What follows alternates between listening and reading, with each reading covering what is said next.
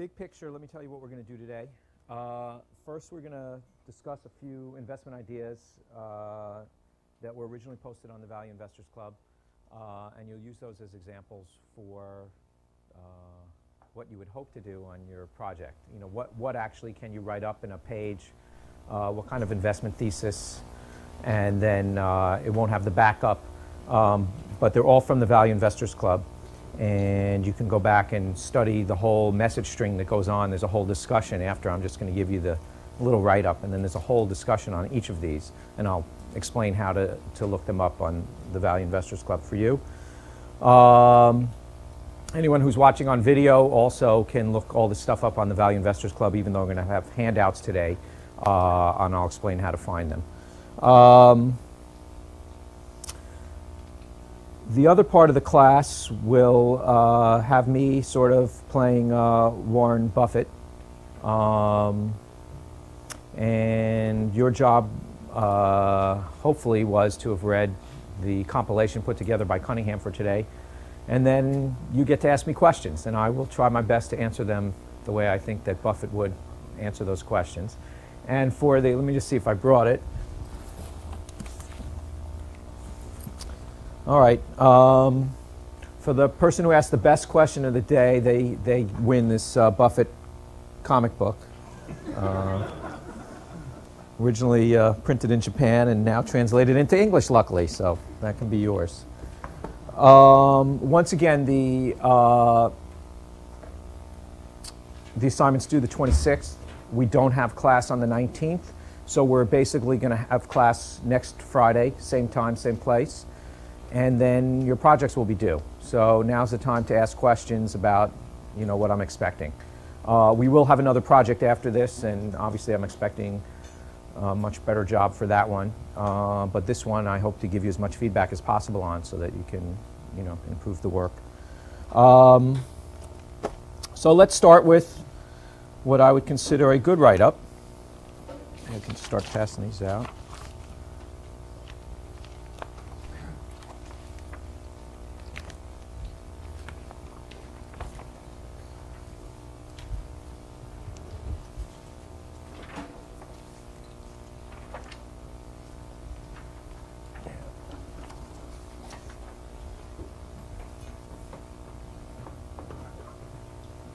As soon as you get it, you can just read it. It's only a page and a quarter.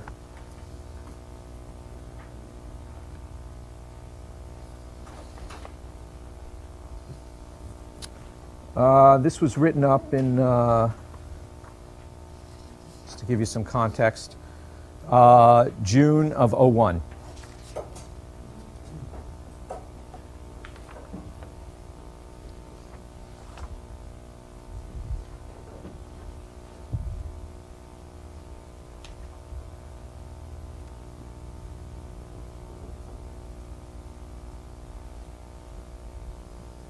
For those of you watching, it's a write-up on NVR written by Charlie 479, and in the search function you can just search for Charlie 479 and find it, or you can search for NVR.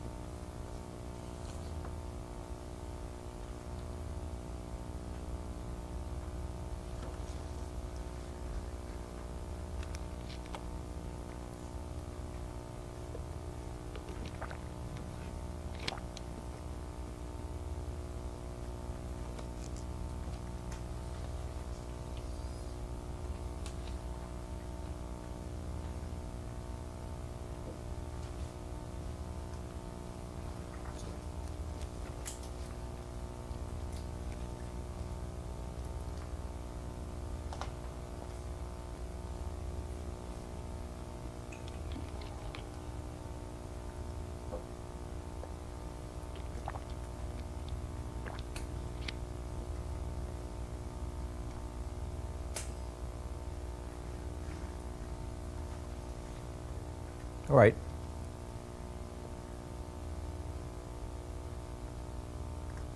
Maybe another 30 seconds. All right, you got there? So who wants to describe the thesis here? And this was a brief thesis as to, I mean, who can put it into, let's say, 2 or 3 sentences? You know, why this appeared cheap. Oh, could you put your tags out if you could? Because if you don't raise your hand, I'm going to have to call on someone.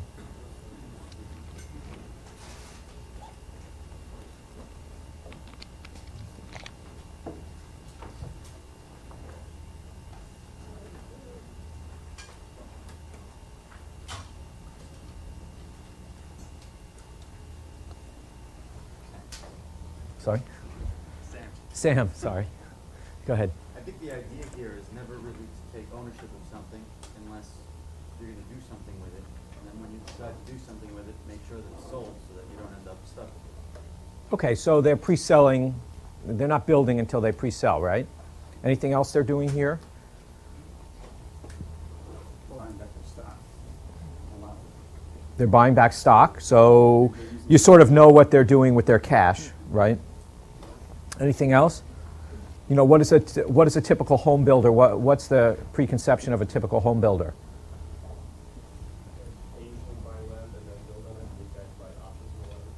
Right, so in other words, usually home building has a lot of capital expenditure involved. You have to buy the land, you have to build the house, and then you go sell it.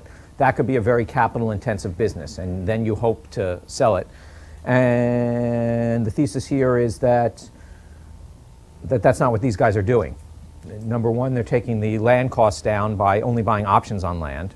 So they have inventory to build in the future if they need it, but they're buying an option on the land. So that doesn't take up a lot of capital.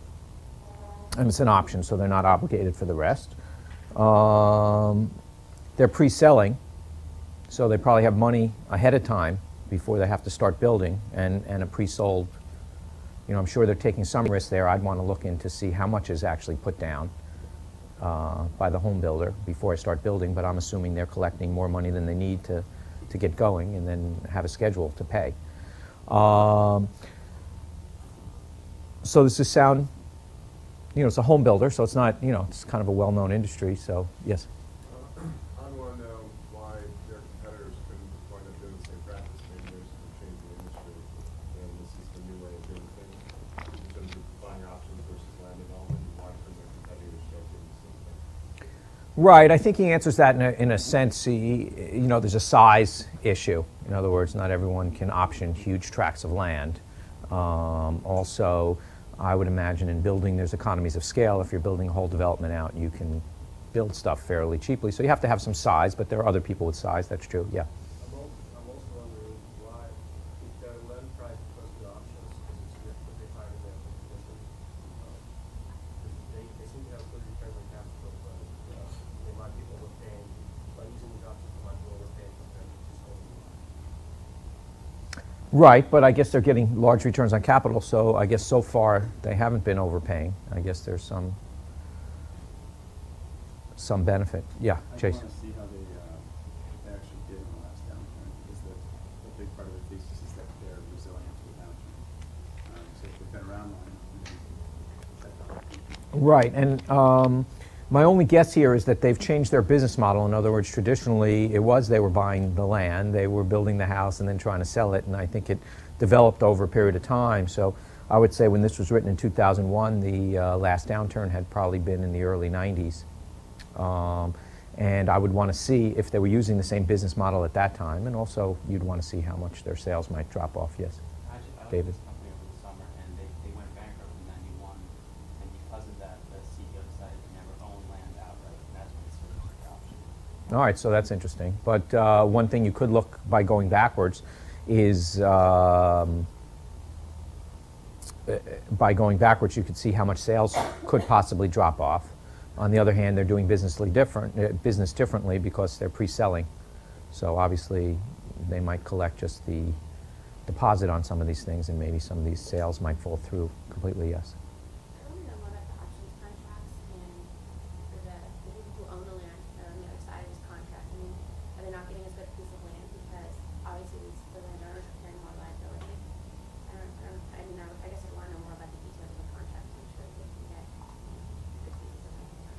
Right.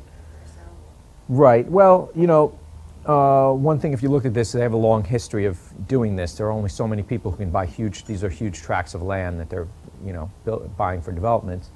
So, you know, these are all good questions, but on the other hand, you have a company that, the thesis here, if I had to say it in two or three sentences, is something, the fact that this is trading at 8 times earnings, 7 times forward earnings. They don't put much capital into the business. They have things pre-sold beforehand.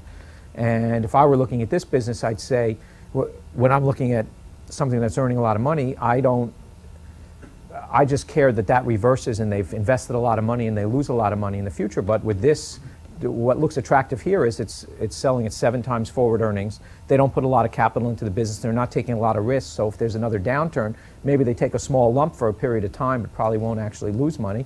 And they wait for the upturn to come and they'll earn that money. So perhaps this isn't normalized earnings. Perhaps it is, but it's 7 times. There's almost nothing you could buy at that level. So, you know, I cheated a little. So we know from 2001 how this worked out, and I'm not showing the bad ones, but now you can see that, right? Let's make it incredibly small. All right, well, it was at 143 when this was written up, and I guess now it's over 800. So one of the problems there was you thought the real estate boom might end, but you were buying it at 7 times earnings with a very good business. I doubt, I happen to know the guy who wrote it up, bless you, didn't know this was going to travel up to 800, but I think he saw a double when he bought it, so I guess he had a margin of safety. All right, well, let's try another one. But the thesis was straightforward. They're not laying out money anymore, and high returns on capital, low PE. I mean, and you can possibly understand why. You can possibly understand why you had this opportunity. So let's look at another one. Same author. Yes. While we're passing that out, I just wanted to ask a question about this Sure. one. What are Sure. the assets of this company? If they're not owning the land and they're selling it, They don't need much in capital. In other words, they're spending all their free cash. They don't need more capital because they're spending all their free cash, if you look at the numbers, buying back stock. So what that says to me is it's very capital unintensive for a business that it was perceived as capital intensive, where if there's a downturn, they'll lose their shirt. In this case, the model has changed. We had that history where it went bankrupt in '91, so maybe people were scared, oh, a downturn's coming. But when you looked at the facts on the ground, it was completely different than what the general perception in the industry was. And so there was no money necessary to do the business other than the know-how and the enough capital to actually option the land and then, you know, lay out the money to buy it when you needed it. well, so then I guess my question is, if sales dry up or for whatever reason they're not turning anything, where's the value of the stock then? There's no assets and they're not generating revenue. Well, that's a good question. The question is, if you earn $10 a year for 9 years and in 1 year you break even, what's your normalized earnings? It's pretty close to $9. And that's the way I'd look at this one. So maybe I wouldn't use 10, but I might use 9. You know, my guess is earnings wouldn't even go to 0 here. I mean, it may slow down. They may, you know, have 2 years of $4 earnings and then it goes back up.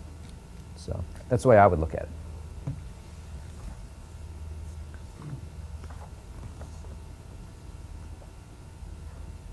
All right, let me give you the timing on this. This was November 2002. Admittedly, a good time to buy anything.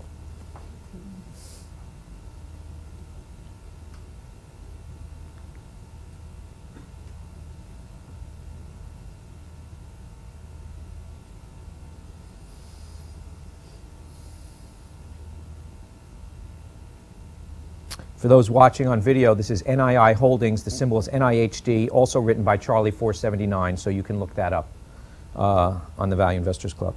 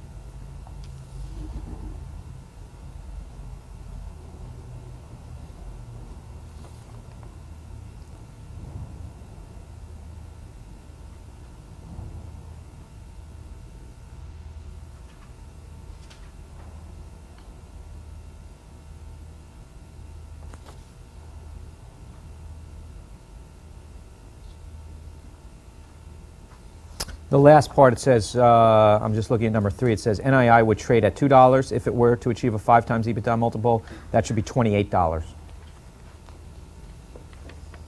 some reason it got cut off.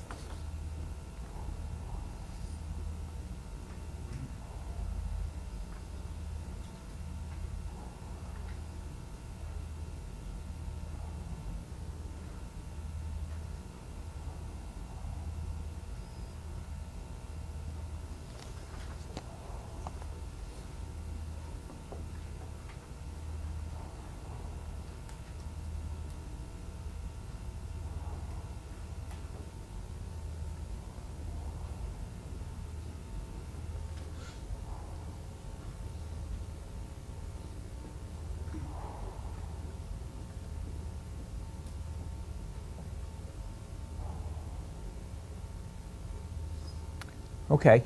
Anyone want to go through this one? He kind of lays it out for us. Let's go through it.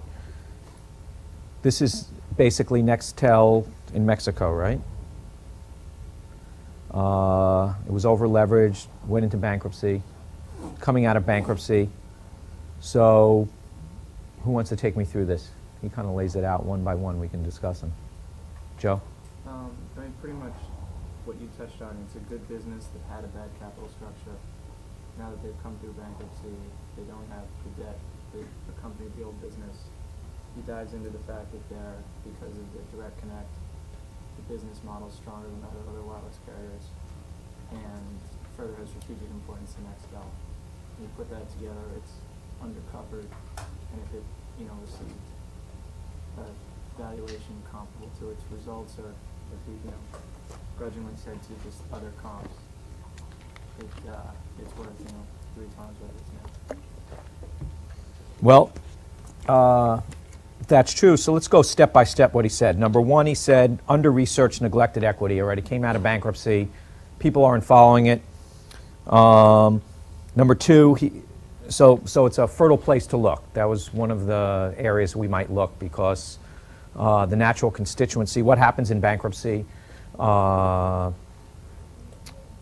other people, if all the debt turns to equity, the previous debt holders are generally banks and other insurance companies and places that don't really want to own this debt. So they get equity back. They usually sell it, so there's an opportunity there. Obviously, there are a lot of vulture investors who buy this up before it actually starts trading, but here's one where that's all taken place. Stock is trading at $10 a share. It's November 2002. It's already come out of bankruptcy. You have all the facts. You have all the documents. So, number 1, you're looking at a neglected area, whether it's spin-offs or bankruptcies. That's kind of interesting. Low valuation. 2 good things about that. Low valuation is good. 2.8 times EBITDA sounds potentially cheap, depending on what CapEx is, and we can discuss that in a second.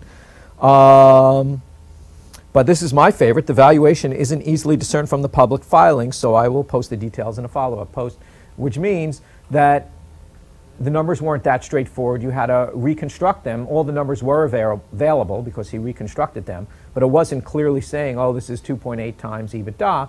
What he first did was say, gee, this is a complicated situation. Sometimes there's fertile ground here, and I'm going to go look and figure out where is it trading. So that's another reason why he was able to find this one, because it wasn't clearly yelling out 2.8 times EBITDA, but you're all good enough at reading balance sheets and income statements. If you sat long enough with this thing, you would figure out what it's trading for, and that would be the first question you're asked for. What are normalized earnings? Or what is it earning now? Then maybe you go to what are normalized earnings.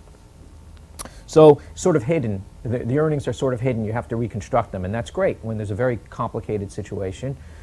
I like that because the earnings power is masked. Maybe it's overpriced, maybe it's underpriced, but in this case, 2.8 times EBITDA sounds pretty darn cheap. All right, then he talks about sort of the Warren Buffett moat, saying, look, they own the spectrum rights. All right, they own the rights to the wireless licenses that allow them to operate this service, and they also own the rights in 4 other countries in South America.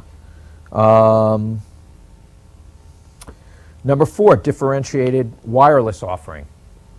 Why is that good? Anyone want to explain what Nextel does? It's basically a walkie-talkie.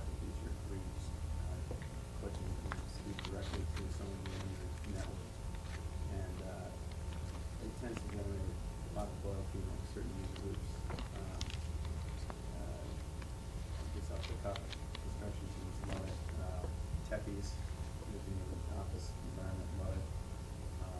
It just generates a certain amount of differentiation in terms of quality of the customer. Right, and I'm just guessing that if the phone services aren't as great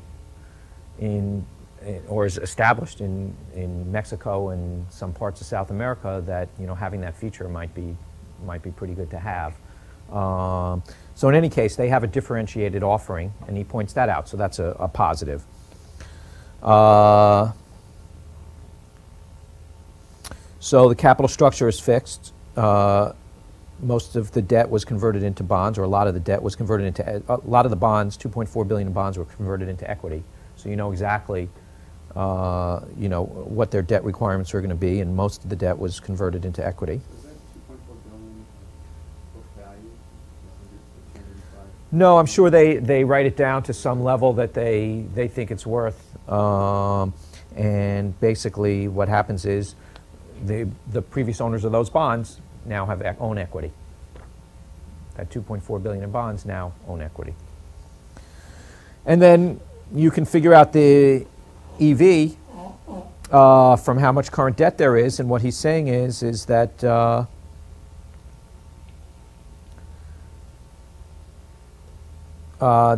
this is trading at 2.8 times, and they're saying the average of the traditional wireless carriers is 6.7 times. He's also saying that these guys may have a better, more differentiated service than some of these other guys. You could argue that one way or the other, but it's probably not worse. So he's even being more conservative, taking a 30% discount from the comps. He comes out with $28 and the stock's at 10. So that's kind of interesting. I'd say that's very interesting.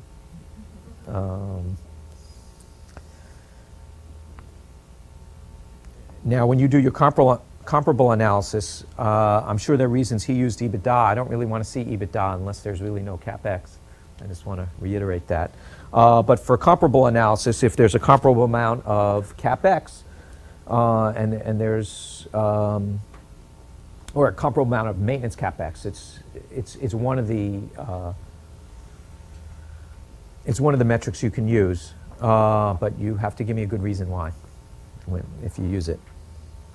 All right, then now he's saying, I'm not even including in this valuation, because it's not earning money right now, the rights to these Brazil, Mexico, Peru, and Argentina. And it owns wireless assets in Chile and Philippines. So that's just stuff that falls off the back of the truck, extra value that's probably difficult to value, but there is some value there. And I bet you if you spend a little time, you probably come up with a minimum valuation for those rights. And he's just ignoring that. And then number 8, he says, proven strategic importance to Nextel. Okay, in other words, Nextel has been financing these guys because if you have Nextel in the US and you go to Mexico or you go to South America, it doesn't work. All right, they're saying there's value to Nextel to keep it in there, and Nextel's actually plowed in a lot of money to keep these guys afloat when they were in bankruptcy. So that's a very good sign that this isn't going to be allowed to fade away.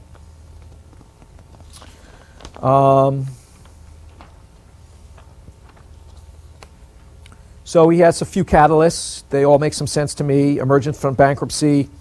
It's going to move to NASDAQ. And then the traditional valuation is just ridiculously cheap. It appears to be ridiculously cheap. So who would have bought this one? Yeah, we didn't buy enough when I read this on the Value Investors Club. So we have to read it more. We learned to read it more carefully after this, although we did buy some. Now I'm going to show you this.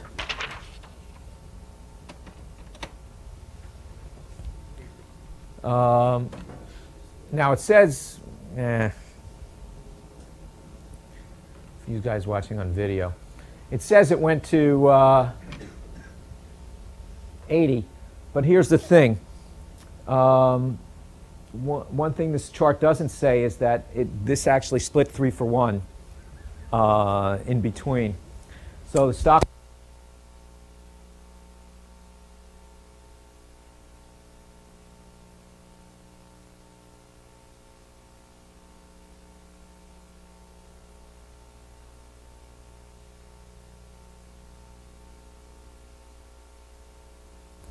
All right, since I dropped this, this went from 10 to 240 because it split 3 for 1,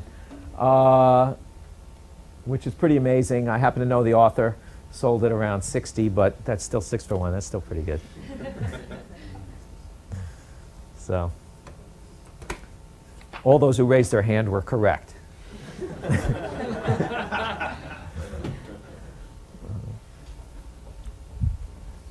All right, we'll do one more, or two more, depending on how patient you are. Maybe I'll just hand one out. All right. Now, we'll switch things around and change the name, but keep the author. And it's not me, unfortunately.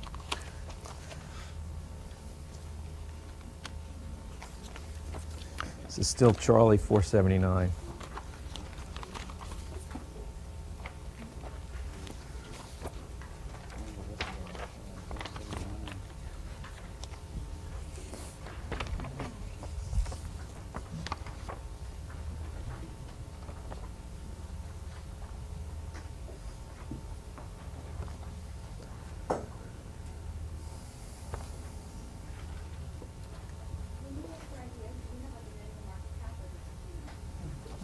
No, I really care about your valuation skills. You know, I think I told you last time that one of the reasons that why it's good to learn all different market caps and special situations. And you know, I showed you that book last week. I didn't bring it in again, but you know, it was written in 1959, I think, on special situation investing.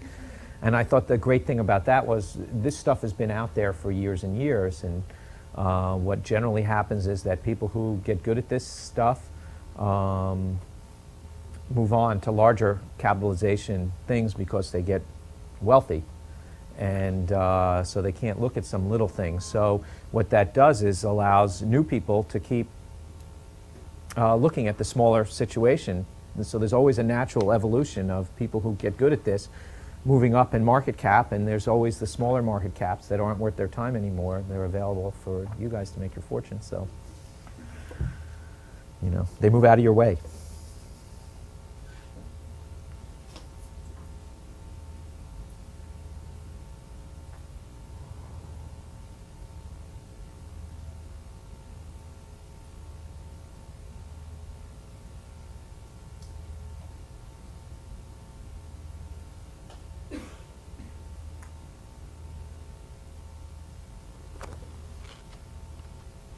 This is June '03.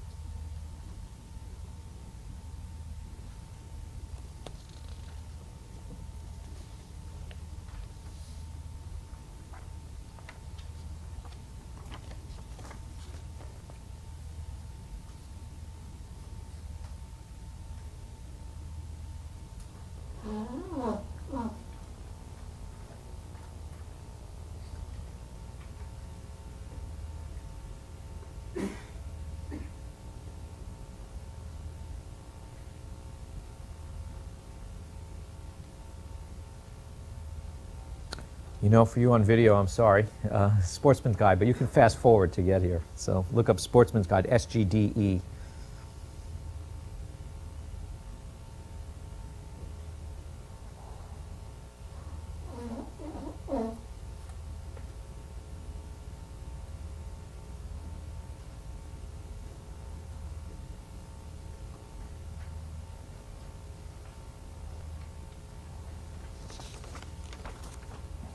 Okay, anyone want to outline the thesis here?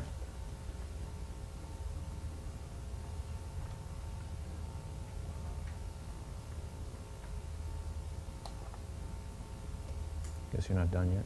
Yeah, sure. Sorry, Dan. Loyal customer base and basically using the internet to wring out operating profits and all the savings fall to the bottom line instead of taking increased free cash to buy back shares, which would drive valuation, which would drive stock price. Right. Pretty neat thesis. I mean, very straightforward. I mean, it's very clear to you. So we see an underlying pattern to each one. We'll go over this a little bit more, but basically, what were they doing before? They were mailing it, the regular mail, and basically that has longer lead times than obviously the internet. Costs more. Costs more to send out all the catalogs. Exactly. It could be as responsive to changes in the marketplace. Right. So it's a very straightforward thesis. Stock is cheap on current earnings. You have loyal customers. You have, so why can't, you know, when you go to the internet, you can buy anything though, right? I mean, you have more competition too on the internet, right, to shop for this stuff.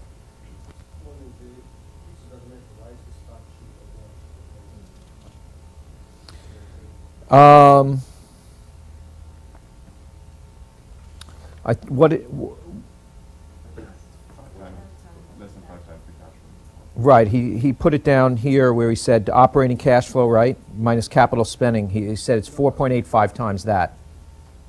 Oh, why is it cheap here? Well, it was June 2003. I think since that time, stocks have run about 80%, so probably a lot of other cheap stuff out there is the only thing I can suggest as to why this wasn't cheap. And I remember looking at this, and I immediately liked it, but it wasn't. It didn't stand out incredibly from some other opportunities also. So we did buy this one, but it wasn't clear that this was super cheap. I think another reason why is this is a small cap. It's a relatively small cap. There's not a lot of stock out there. This whole company had 180 million in sales. So not a big company, I guess, would be my other explanation for why. But the thesis is very clear here, right? I mean, they're migrating to the internet, cheaper cost structure. That's not usual. But we didn't answer the question is why wouldn't the internet then provide more competition for their cheap goods? I mean, it's easy to find. I think one of the keys that he mentions here is that they're buying this stuff at such a low cost that they're offering to sell it for. It's cheaper than any other the competition can match. Right, it's a closeout business. So, you know, not fear I'd have at a low enough price I'd buy anything and it looks like there's good growth prospects, and I agree with that. They're sourcing closeouts. Anyone see a problem with that as far as growth?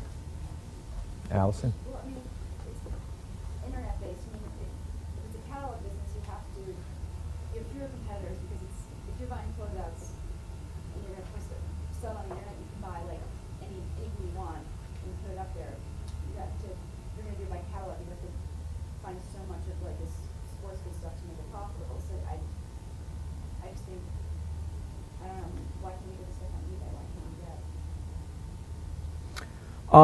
Well, they're buying a lot of, you know, eBay's not the most efficient way to sell things, and maybe there's one item available. If you're buying, you know, 1,000 of whatever, and you have these customers who are already interested and they know where to look on the web, I'm not particularly worried. I wouldn't be particularly worried about that, but I would be worried from a growth perspective. Yes? I think there's a risk, as you said, if they grow, they may have less product that can actually sell through sourcing, but the positive would be the internet model allows them to better time those now, so they can send an email out like within the same couple of days if they actually buy the product, lower their inventory holding costs as opposed to waiting to actually print and then mail the catalog. So I would think that would get better for them over time. Right. Now, in this particular case, because we're very small, that's one of the benefits. You know, it's 180 million in sales. You probably could grow a lot, and you have a database and people who are interested in the products you show, and you have a nice niche.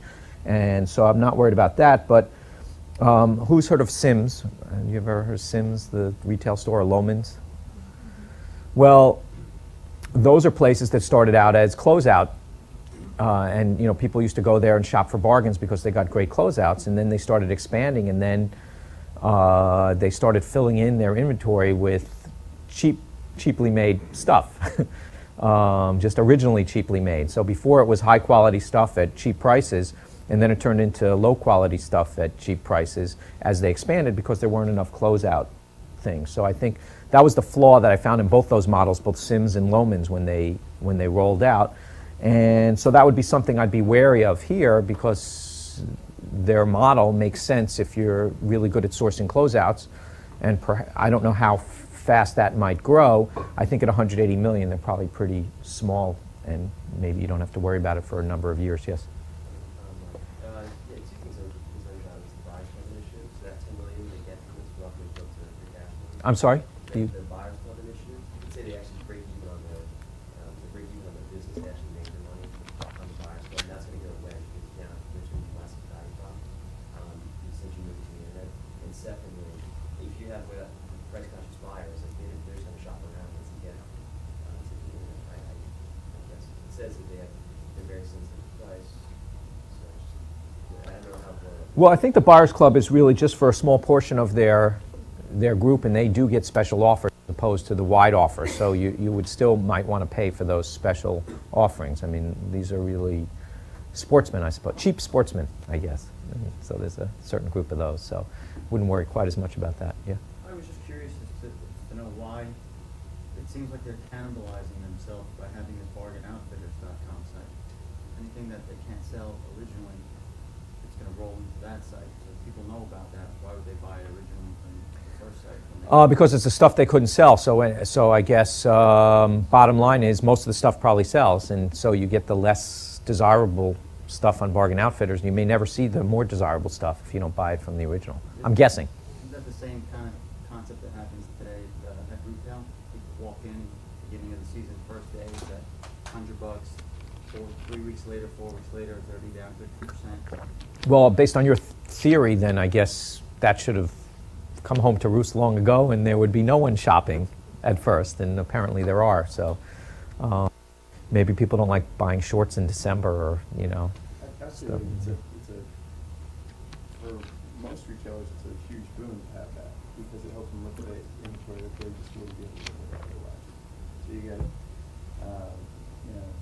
apparel makers that have online sites where they can liquidate their apparel and turn them into cash. And I can think of a shoe company that has all the stores so it can control how it's down, as opposed to having them just marketing a bargain bin at a normal supermarket. So I think it's actually an effective way to give you another outlet for distribution. Good answer. Any other questions on this? Well, we know which way it went, right? Otherwise, I wouldn't have picked it. So this one is now at 27 a couple of years later, up from 10. The only thing about that, or it's 26, the only thing about this also is that it's split 3 for 2. So I guess it's closer to 40. So, I guess they continue to do well on the internet. So so this guy, same guy, right, wrote up all 3 things. So he's probably pretty good. Now, he did write up a total of 5 things, I think, that we have on the board. They all did well. I'll hand you another one, but we don't have to read it in class. You can read it at home. More recent one that he wrote up in July. Just because the thought process is so clear. He lays out point by point by point. It's very clear what the thesis is. Whether you agree with it or not, or whether there's issues, he's writing up the basic thesis that he's investigated and feels comfortable with the questions you're asking, and he's only trying to lay out the basic thesis. And so as you understood the real estate one, right? He said they're buying options now, they're not laying out money, they're pre-selling stuff. It's a different perception than people have of that business, right? The next one is coming out of bankruptcy,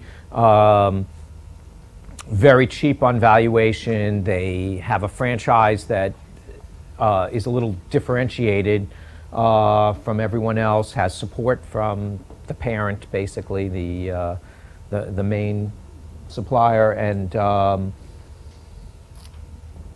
some growth opportunities in stuff he's not even valuing, 4 or 5 different things. So you see the thesis here. Sportsman's Guide, very simple. Things are changing to the extent that they can migrate. Oh, and there's in the first case there was a huge buyback of stock, in the real estate business. In Sportsman's Guide, they have free cash flow, and then now they can finally, no debt and some cash, and they can finally buy back some stock. So another important aspect is, well, you can earn all the money you want, but if management's going to piss it away, you don't get to keep it.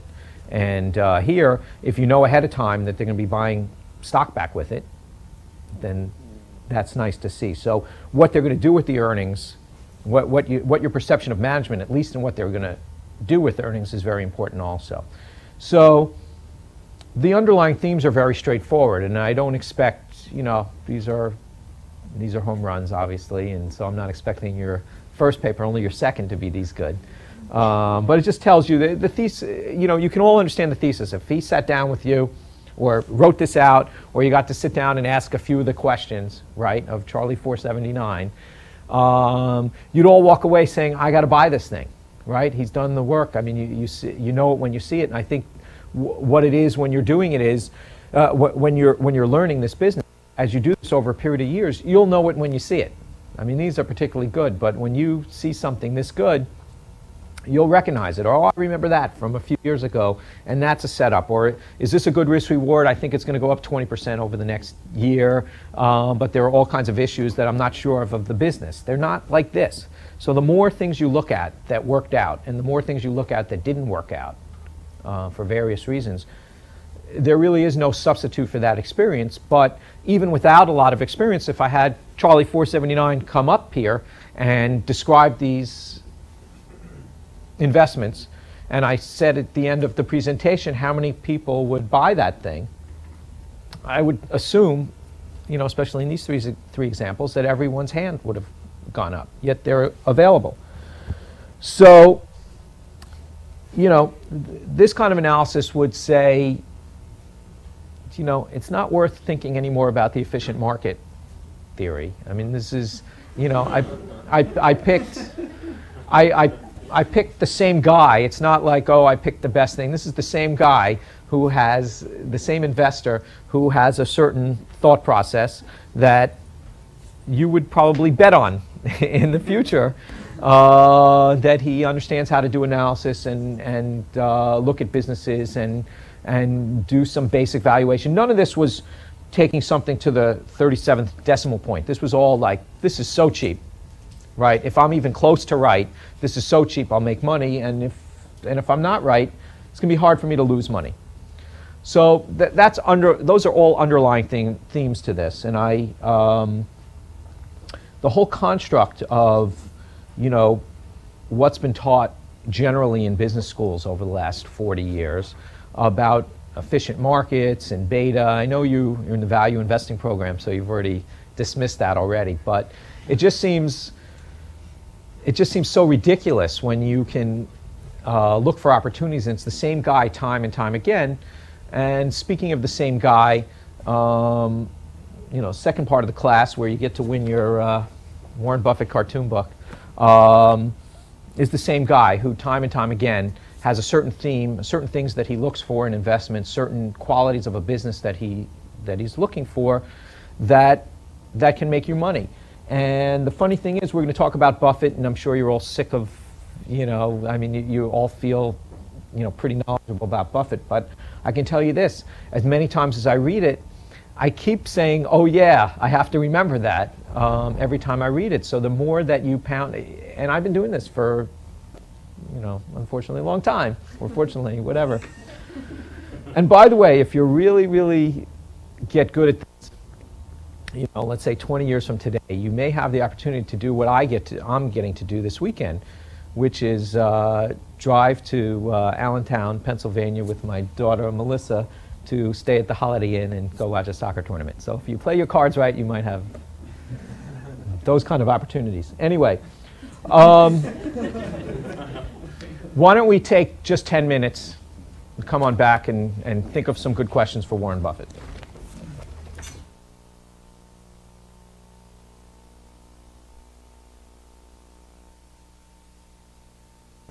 Okay. We had a couple good questions during the break, so whoever was asking, you want to help me out?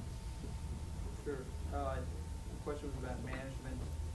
They didn't really talk about, you know, what the managers were like. What was their track record over time?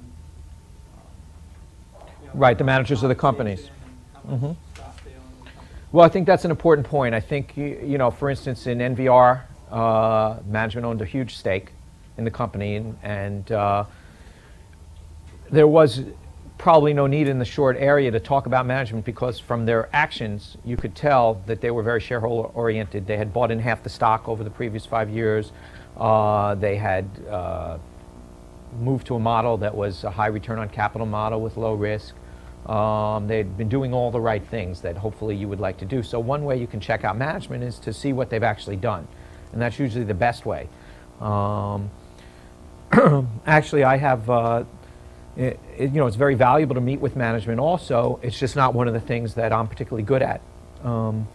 I started doing this a long time ago, and I used to meet with managements, and I always used to come away saying, that guy seems smart, that guy seems smart, that guy seems smart. And so I wasn't very good at picking, you know, who really was going to be doing a good job, but I was very good at picking based on what their track record was, what the numbers looked like, what they were doing, how they were acting. How they were incented with,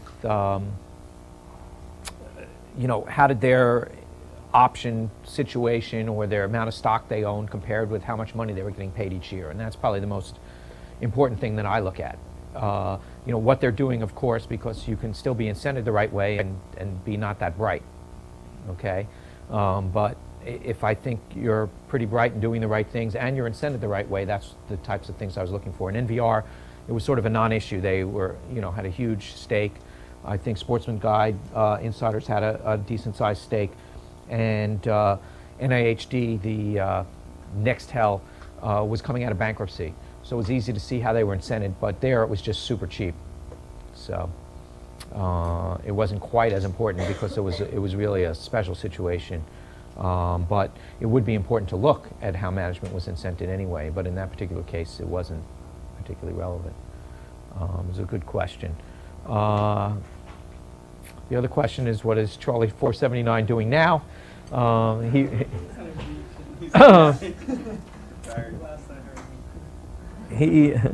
He was working at a large firm at this time, actually doing bankruptcy, mostly distressed investing.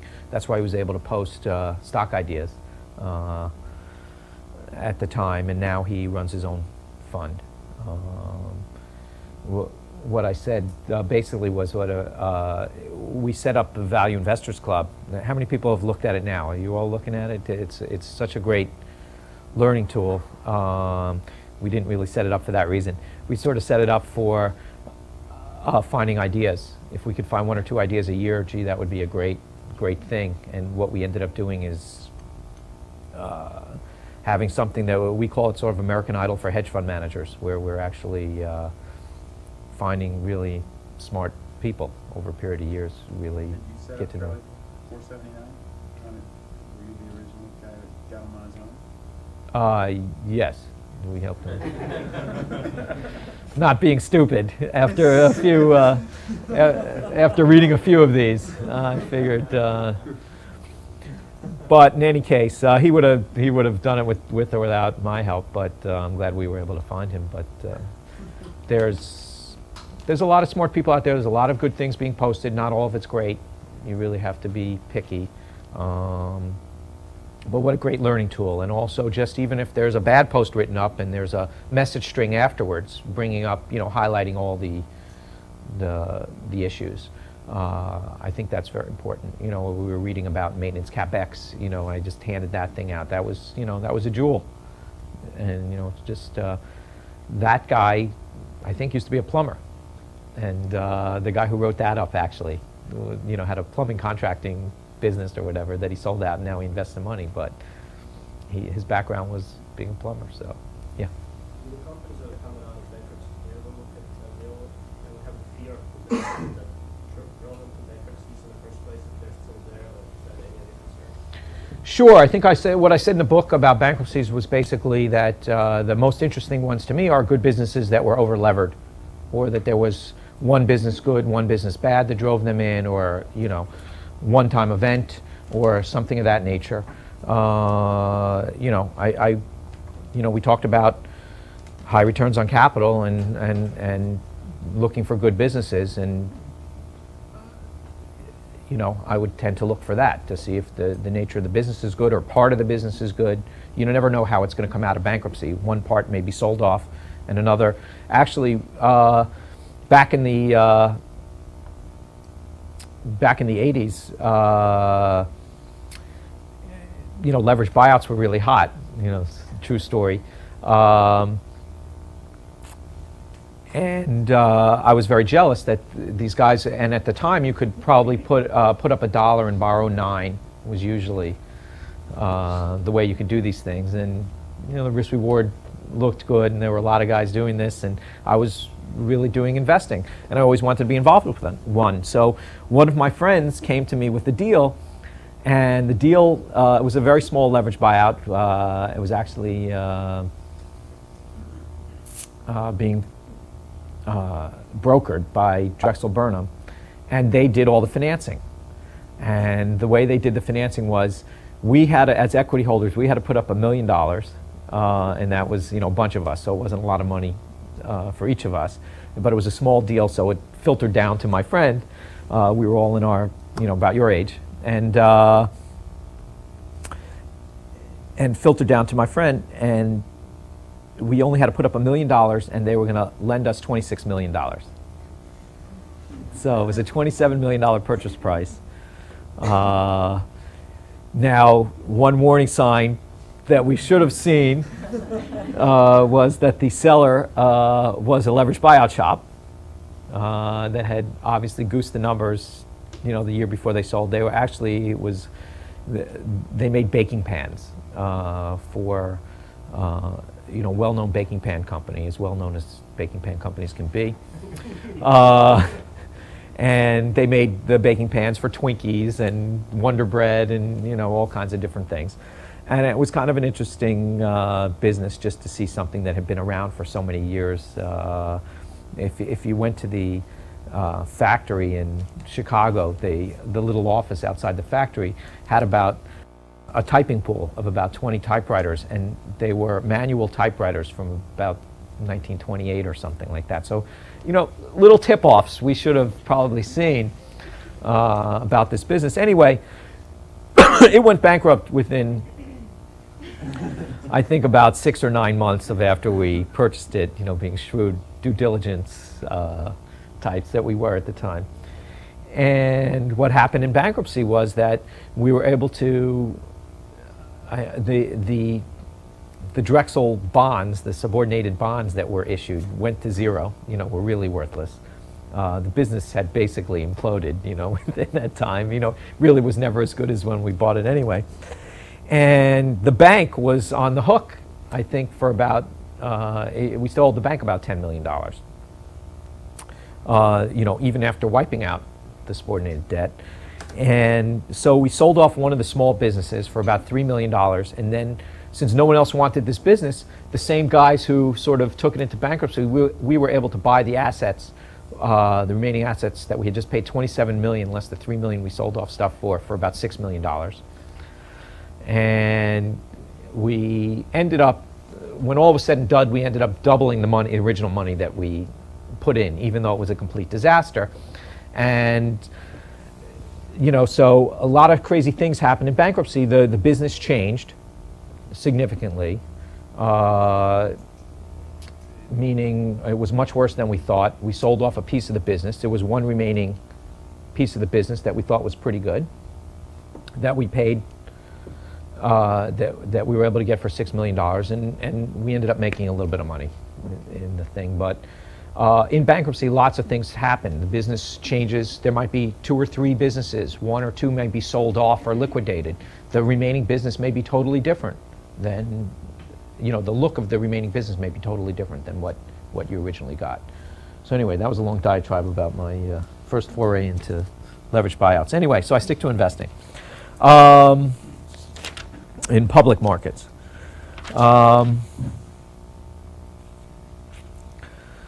So I'm going to play, you know, along the lines of Charlie 479, where he is has some talent, let's say, and despite the markets being efficient, he's able to make money.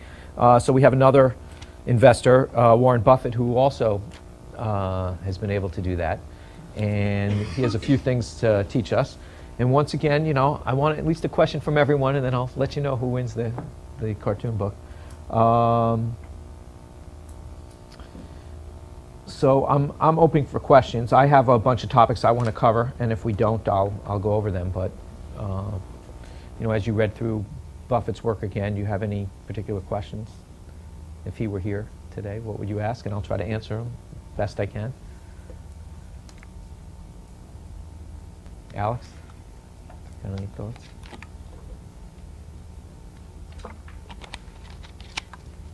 I mean, one of the questions that I would ask is, because, you know, the size of the pool of money that you have to invest is bigger and bigger. And I mean, clearly in the past few years, you've had more and more moving towards businesses that are still very good businesses, but the discount is not as big. Where do you see that going forward? I mean, like, where do you see that continuing, and what do you think the biggest danger is that you way of investing? Well, I think that's a good question, and I think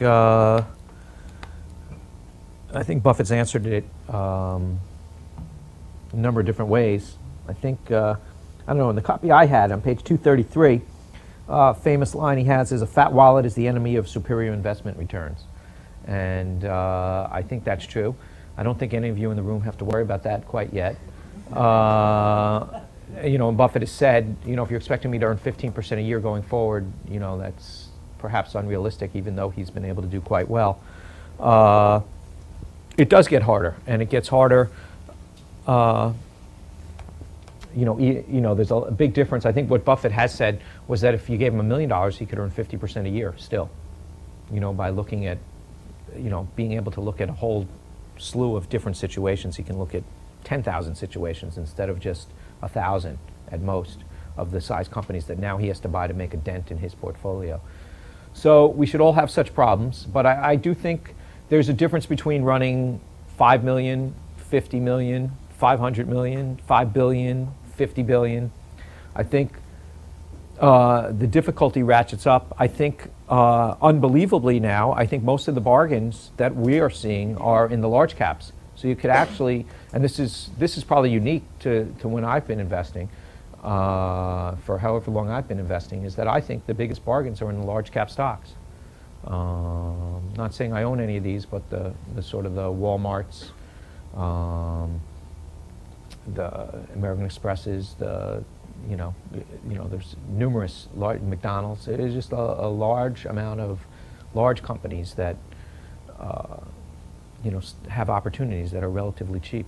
And I would say the difference between when we were looking at some of these things, the end of 2002 and 2003, the small caps have run over 100% since that time. The large caps have been going down for 5 years. And so now, even though they were overpriced, it doesn't really mean much if they were way overpriced then, but right now, there are better bargains. I would say lower rates of return than what you would traditionally expect from small cap bargains, but higher quality businesses that you're able to buy at, you know, relatively cheap prices. So I wouldn't expect, you know, huge returns, but I expect very good returns given the risks that are being taken. Steve? Often talks about just doing the best thing for the shareholders to see the whole book.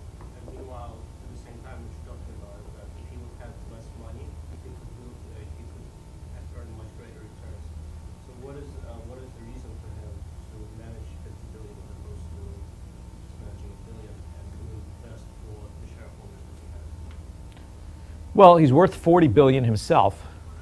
So, you know, I don't know who he's giving it back to. You know, I guess he'd rather run it than somebody else. It's sort of it's a partnership that he has with his shareholders, and he's running their money along with his. And so I don't think he, you know, he does have a benefit in size right now. For instance, he doesn't really look for stocks all that much, although if he finds a large cap stock that's cheap, he'll still buy it, but he's really looking to swallow whole companies now, which is at the stage he's at, given the amount of money that he has to run. And so I don't think that's a realistic opportunity for him, given the fact that he's owned so much of the company. He did say he's going to consider returning cash to shareholders if he can't find something in the relatively near future, which is, I think, the first time he said that. Right. Well, right. It really depends. You know, a lot of his money is run through insurance companies. And so if he can have, if he can create, in other words, if he can write insurance and break even, okay, in other words, his loss ratio is 100 or less, then his borrowing costs are next to nothing. And so his cost of capital is very low because he basically has all these insurance businesses. And so his hurdle rate might not have to be 15%. In other words, because of sort of the leverage of using the insurance companies, even if he takes investments that are earning 10 or 12%, he's adding a huge amount of incremental value to the equity stake in the firm if he can put it to work at that level. And I would guess that he's not returning any money anytime soon. I think that he'll always find something to put it to work in to beat his cost of capital, which I think varies from 0 to 3 or 4%. So I think, you know, I don't see that happening, but you can give me a call if it happens. Yes, Allison. Really large cap company, I mean, would they face the same problems as, you know, company managed huge sums of money and find opportunities if they're larger, so big? What can you really do to move the needle and profitability in business? How can you grow anymore? Well, I'm not that familiar with the Walmart story, although I know they have a lot of international opportunities where they're expanding. I think they can still expand here. And so I think, you know, when I briefly looked at their growth opportunities for the next, you know, 5 years, I think they had enough. If you use a dividend discount model, it doesn't take, you know, when Rich Bozzino was here, there are almost no companies that grow 15 or 20% a year ad infinitum. You know, there are very few that can do it over a 10-year period. And you don't really need that growth anyway, because if you throw it into any dividend discount model and say, you know, in perpetuity we're going to grow 10% a year, you get some ridiculously high PE ratios that are justified. And you know, even growing over a long period of time at 5%, you can have a pretty high valuation. You can justify a pretty high valuation. The stock's cheap enough and they can grow just a little bit. Right. I mean, there's natural growth in the economy. Let's say GNP grows 2 or 3% a year. Throw on some inflation, you have some growth there, and then if they can grow incrementally 2 or 3%, you're getting up to decent sized growth rates. So, yes, it's not the same as any of these things that Charlie 479 wrote up. And that's why I was saying the large caps might, well, it's an important concept, because if you say, listen, I can see over the next 5 years Walmart growing its value at 15%, you know, and then goes to a slower level, you know, a lower level. If people perceive that, and there are limited places to put your money when you'd only invest in a 10-year bond at 4 and change percent, or even if we use our hurdle rate, which is 6%, you know, people may discount that back and say, I'll take an 8% return, and you may get a big chunk of this year. You may earn 30 or 40% on your money if you're following this. If you're saying, if a stock will go from 10 to 20 in 5 years, right, which is about roughly a 15%, 14% annualized return, okay? And you're competing with 6% annual returns, and someone figures out that they think it is going to be worth 20 in a few years. The stock may move to 13. In other words, in the first year, they may say, look, 13 to 20 in 4 years is still a good rate of return, better than I can get elsewhere. Okay? So a year from paying 10, even though you think it's going to grow 15%, in your first year of holding, you made 30%. Because the market now agrees with you that, hey, this is going to be worth 20 in 5 years. Remember we discussed this? And so therefore, I can front load a lot of my profits in the first year or two as soon as people realize what I realize. So this is a way that you figure out that it can only, increase in value 15% a year or 14% a year, which is really what this is. Yet you can still make 30% or, 40% over a year and a half or something like that, because people realize what you saw, even though the growth rate is significantly lower in increase in value. So it depends what discount you're getting. It's important to keep in mind when you're making your projections that whether you have a catalyst that you think everyone will see, what you see now, the catalyst may be a year from now, even though your valuation work is done 3 or 5 years out. So if it's discounted back, you can make that money. You don't sometimes need a catalyst. Just say, listen, they're going to earn that money. The catalyst is they came through with the earnings that I expected. And you can make the money that way. Adam? Back in the day before your circle of competence was so expansive, what are the steps that you would take to really learn an industry?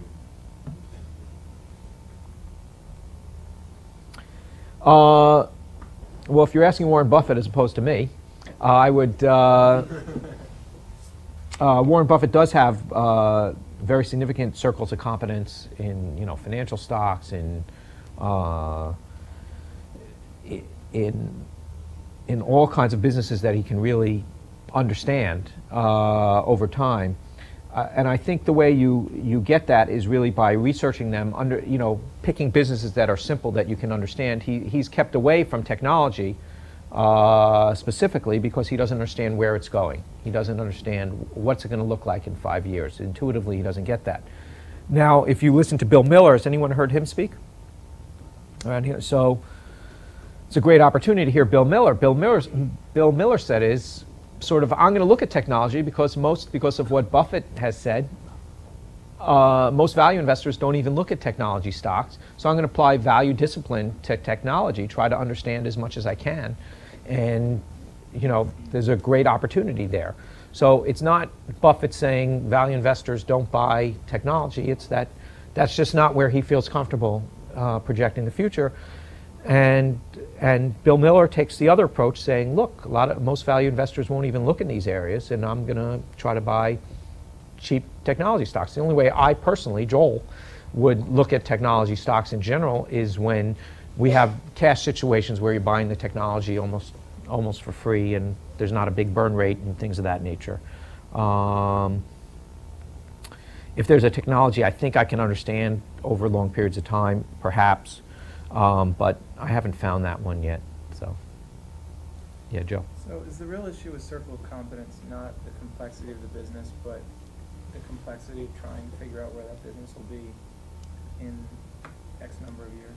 Well, if you understand the business, you can understand that you can't understand where it's going in 5 years. There's so many different things, right? You can understand that there's no one who knows, right? So that's one thing. And if there's no one who knows, you have no business investing in it. So just understanding the business is only one component. You can understand the business, and one of the practicalities of the business would be, no one really can predict. It's sort of over a short period of time. I can't tell you where I could say, gee, I'm finding a lot of cheap stocks out there, but I really can't tell you where the market's going to be in a year. Or if I did, I'd be being silly, because even if it's cheap now, it can get a lot cheaper over the next year. I can't really tell you where it's going to go. And if you don't know long term where a business is going, then you really have no basis to invest. I mean, if you're buying something at even 5 times earnings, but you don't know where earnings are going, you know, they could have or go, you know, be down 75% over 5 years, then you have no basis on which to invest other than looking at hard assets and things of that nature. You know, what I was talking about is a technology company which I know nothing about, yet I think management's incentive is not to dissipate the cash they have on the balance sheet. It's selling at $5, it's got $5 in cash, and it's got a business that's not burning money that may turn into something. You know, it's almost like a free option, I might look at it, or inexpensive option. And so there's different ways to approach it. So there are ways to make investments. There is a price that you might be interested in almost anything, even if there is uncertainty, as long as the uncertainty isn't, well, it's you're going to have huge negative returns over a period of time. So it can be done. It's not usually what I look for. It's usually simple businesses that I understand. Steve? Bob goes to great pains explaining his investment philosophy both in the annual reports and also in just things like this essays, and also for that matter, do teaching this class. Why are you reading that position for yourself by going through these tasks? Wow. What's the benefit?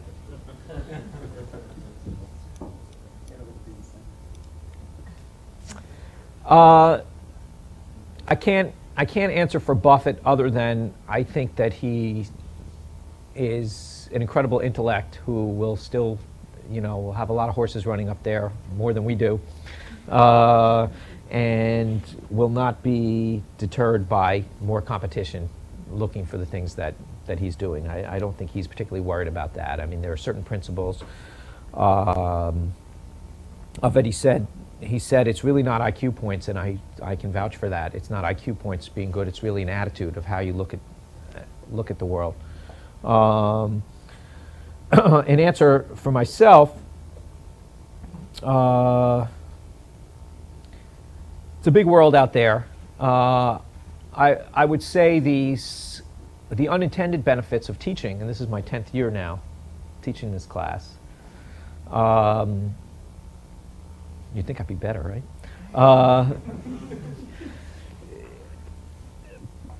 I would say that trying to explain what you're doing is very, very helpful to me, and trying to explain it clearly has really helped my own investment skills, trying to explain it to someone else, trying to put it into words that someone else, what am I actually doing here? Why was that investment interesting? All those kind of questions are really very helpful to go over. And so it's really been a great, you know, it wasn't the reason I started teaching. I started teaching because I always wanted to teach and write, and so that's what I'm doing. But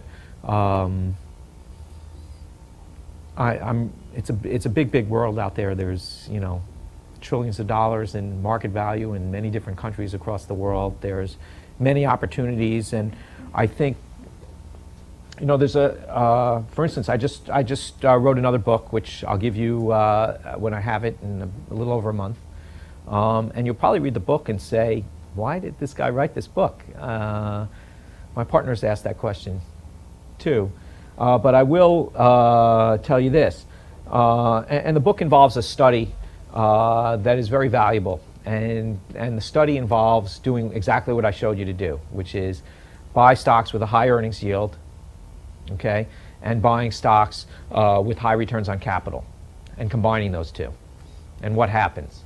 Okay, so I provide a study in there saying, gee, you really probably shouldn't be doing much else, because this works out very well. And it's not much different than all the value studies that have been out there for a long, long time. You know, there have been low PE studies, low price book studies, and things like that nature. And if you look at low PE studies, what you'll see is over the period that I test in the book is, you know, let's say the market during that period was up about 10%. If you just pick the best 10% of stocks, in other words, the cheapest 10% of stocks based on PE ratio, you would have made 15% a year over the last 17 years. If you pick the worst 10%, you would have made 7%. And then if you go through the deciles, it's a straight line. You know, 1 beats 2, 2 beats 3, 3 beats 4, you know, and that's a pretty big spread between best to worst. And there's a lot of reasons why people don't do that. I mean, that's just simple. That's just PE. That's not trying, right? That's really just not making much of an effort. Yet you're destroying pretty much almost every manager. Or the guy who walked in here and said, you know, he's beaten the market by 5% a year for the last 17 years, he'd be a famous guy that you heard of if he was running a fund. And he'd be coming in here saying, I'm great and this and that. And I'm telling you, I've been reading low PE studies since the late 70s, saying they work, and yet, you know, starting in late 80s and doing this, this works. So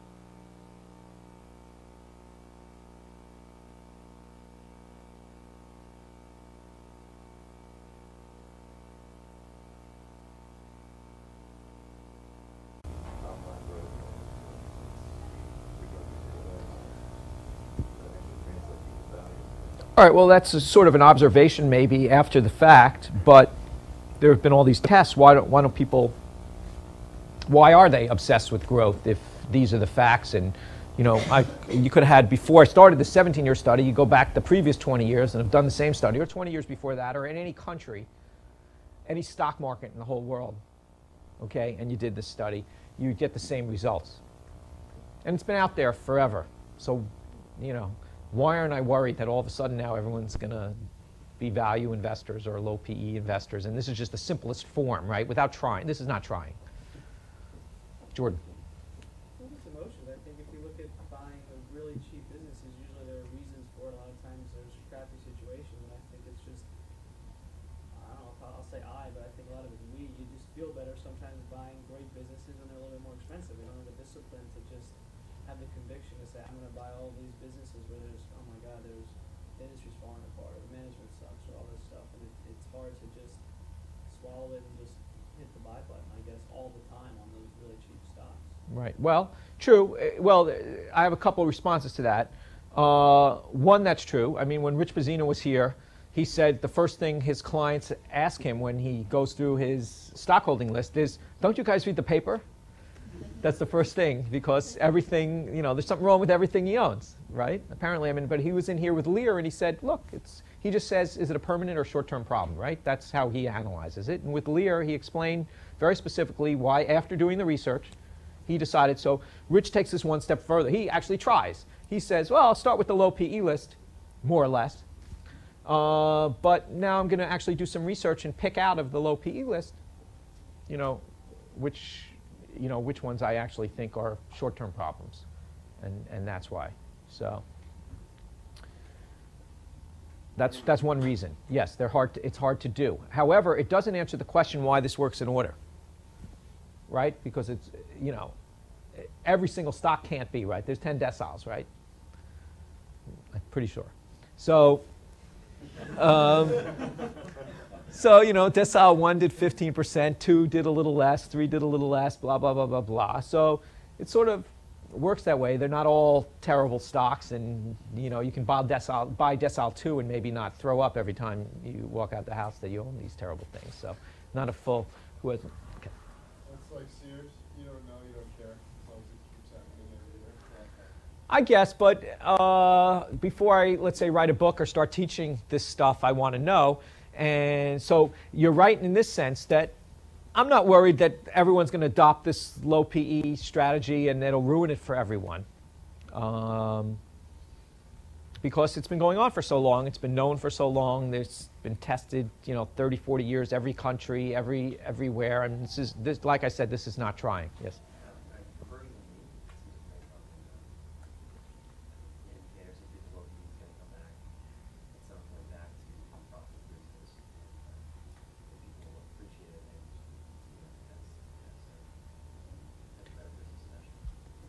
You're saying, why does this work?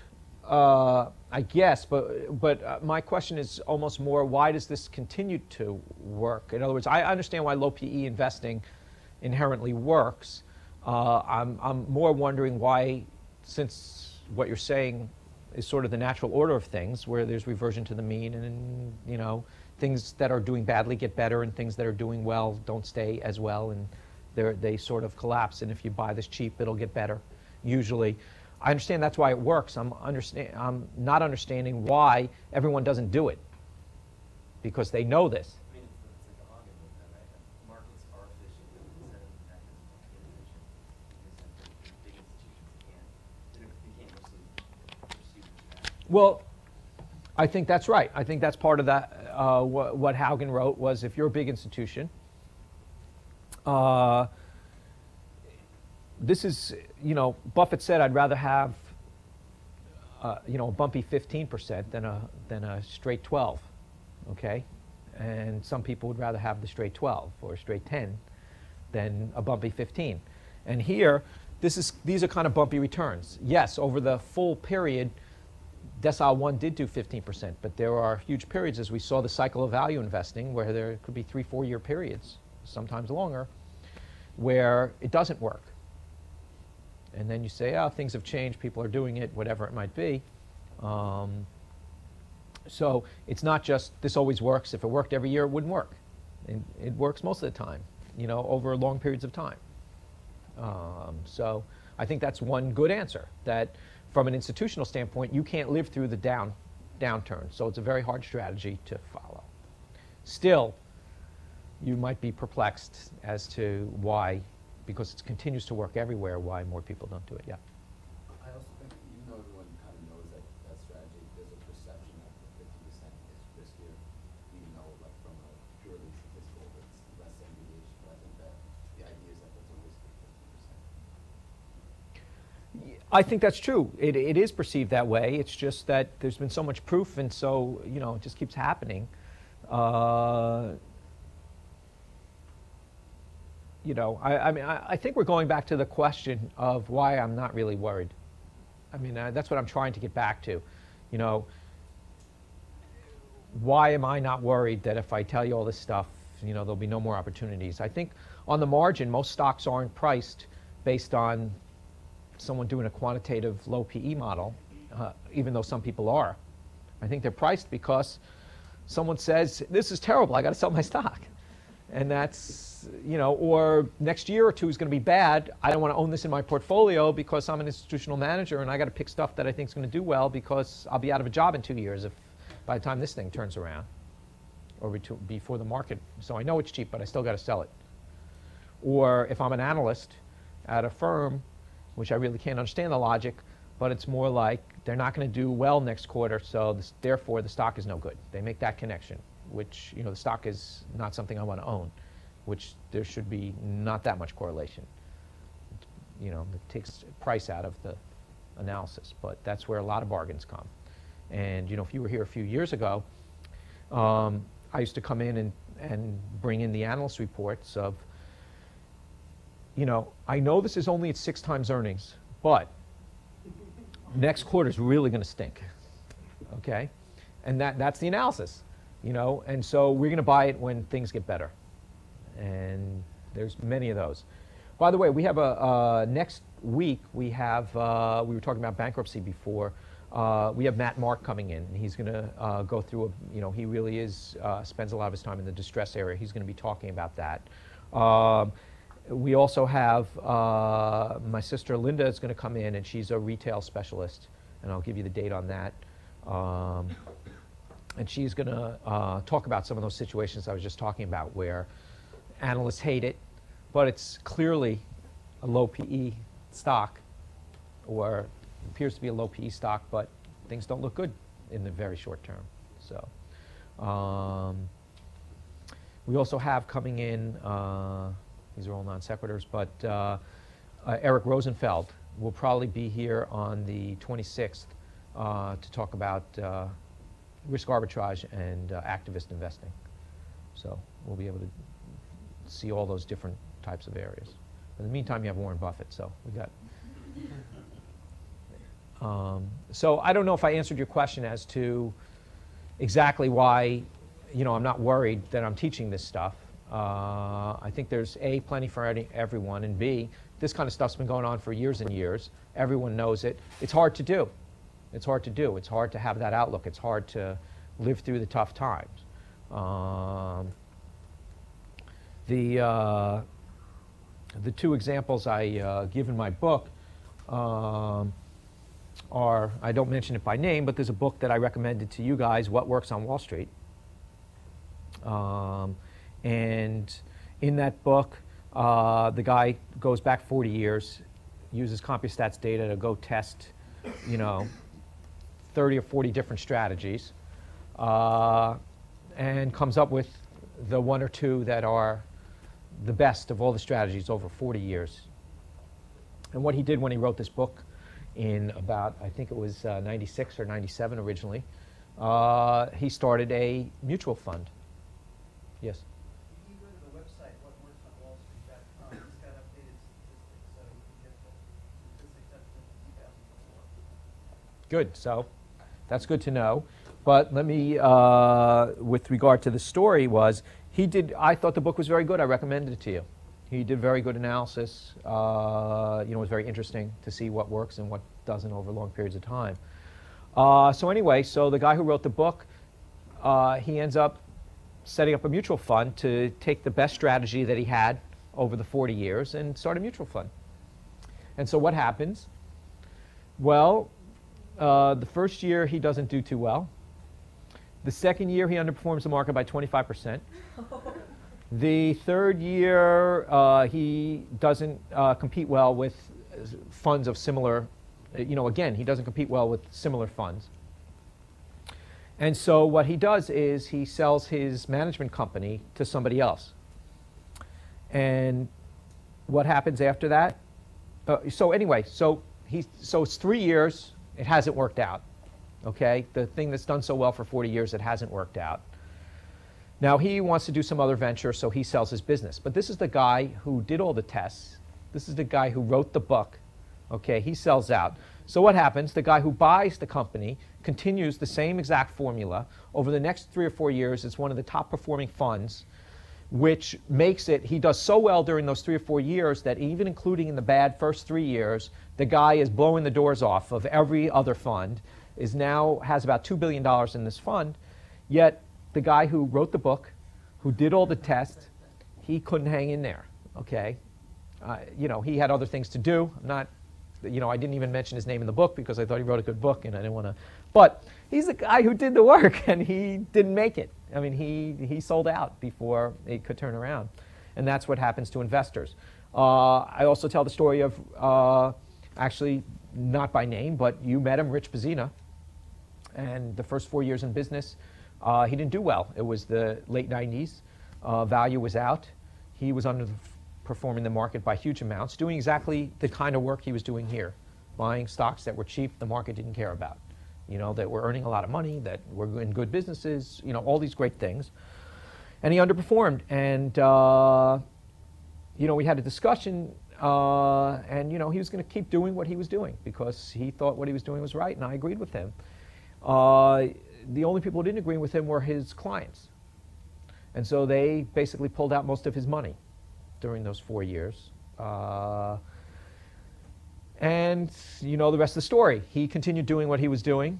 He way outperformed everyone. Has now, probably beaten, he's running $15 billion, outperformed the market since inception, including the bad years, by 700 basis points a year. On huge amounts of capital, which is hard to do. One of the top, 1% of funds. And that's what happened to him when he was doing bad, but almost went out of business. And now there are, out of hundreds of investors, there's 4 people who remain, who stayed for the whole time. And I wrote up, I'm one of them, because I said I had to stay because I was his friend. But basically, people don't hang in there. So to explain why this is really tough to do and why it keeps working, I think that's the good news. It's hard to do.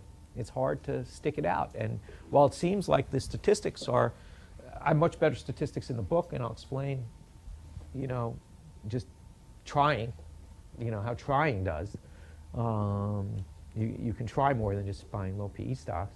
You can do incredibly well. And so the answer is why I'm not worried. Or, when you can buy a reasonable bargain, it might not be a time that's easy for people to buy, or people might not value the quality of the in Buffett's case, a lot of times people won't value the quality of the business, or understand the quality of business as well as he does, you know, the long-term prospects, even if there's, especially if there's a short-term blip. So anyway. Do you still, this is to Warren Buffett, and your agreement, do you still think that not looking at a stock price is an important way of looking at the valuation for a business? I think there was one line that Buffett's writing that he doesn't care where the stock trades, he's just looking at the business. So is it still important, and how does that relate to mitigating risk? Well, he must have been referring to the fact that he's analyzing a business, so the stock price is not relevant. If the stock happens to be cheap relative to his valuation, then he would play. Also, over time, there's a great learning experience. You know, one of the other questions was, well, how do you learn an industry or whatever? Sometimes you find a company that looks cheap, and then you have to sort of learn the industry. You might not learn it well enough to feel confident, but you'll have to learn the industry. And even if the stock didn't end up being cheap, in other words, you look at a lot of things, right? You swing at 1 out of 20 pitches. Well, how do you even analyze the pitch? There's different levels of research that you would do to get there. If it continues to look interesting as you're going along, you keep working on it. At the end of the day, when you're doing your papers, you might pick something that looked like, here's my thesis. And I don't know what percentage, but at least 80% of the time, it's not going to be as cheap, or there's going to be some issues, or not going to understand it well enough, or whatever it is, probably a lot more than 80% of the time. So your write-up will be, this is the valuation work I did. I thought it was going to be cheap for these reasons. It turned out it wasn't. Or it turns out my confidence level wasn't high enough, and this was the closest I could come up to the valuation, but I wasn't sure of these things, or whatever it might be. And that happens, but that's a learning experience. You learn that industry. And if that industry gets totally whacked at some point, you now have a basis to go evaluate it, and you're a little ahead of the game because you understand the industry a little better. So I think that's what Buffett's really referring to. He can only invest in, you know, if he looks at his value lines, which is what he looks at, right? Everyone know what a value line is? You know, so it's a little, you know, they put out little pages on each thing. And Buffett, by this time, after many years, he can only invest in, you know, 500 to 1,000 companies at most, and, you know, that are big enough for him to invest in. And over time, he's gotten to know them. So now you just look for companies that are out of favor for a particular reason, or have taken a hit in the short term. You've already done a lot of your research. You can act a little more quickly. You can act with a little more understanding. And I think so it always pays to do that research. And he's happy to evaluate a company and not worry about price, because at some point it may come to him.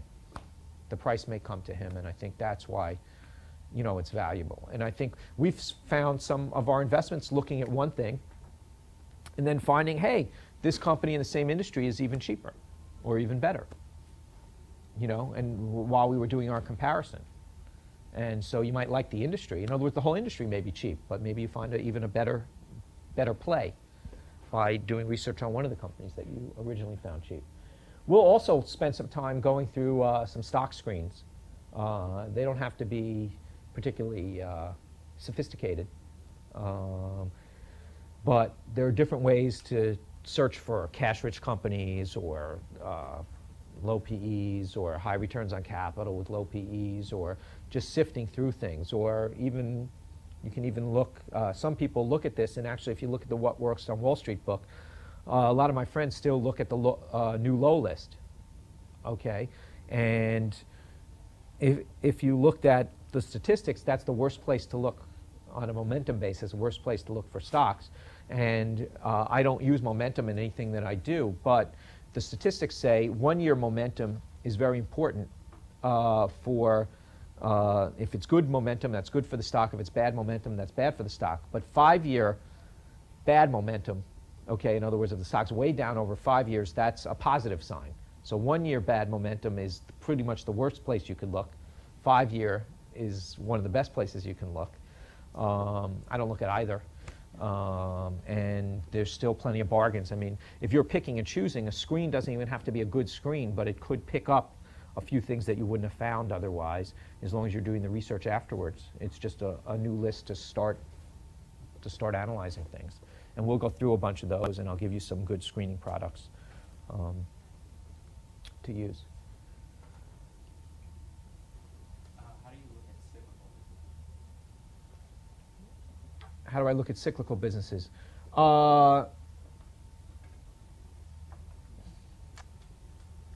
Me personally, I tend not to look at cyclical businesses that often because they're not usually the greatest businesses. Having said that, if I were trying to analyze a cyclical business, what I would do is try to figure out what the normalized trend line is and pay a low. In other words, it's a good question.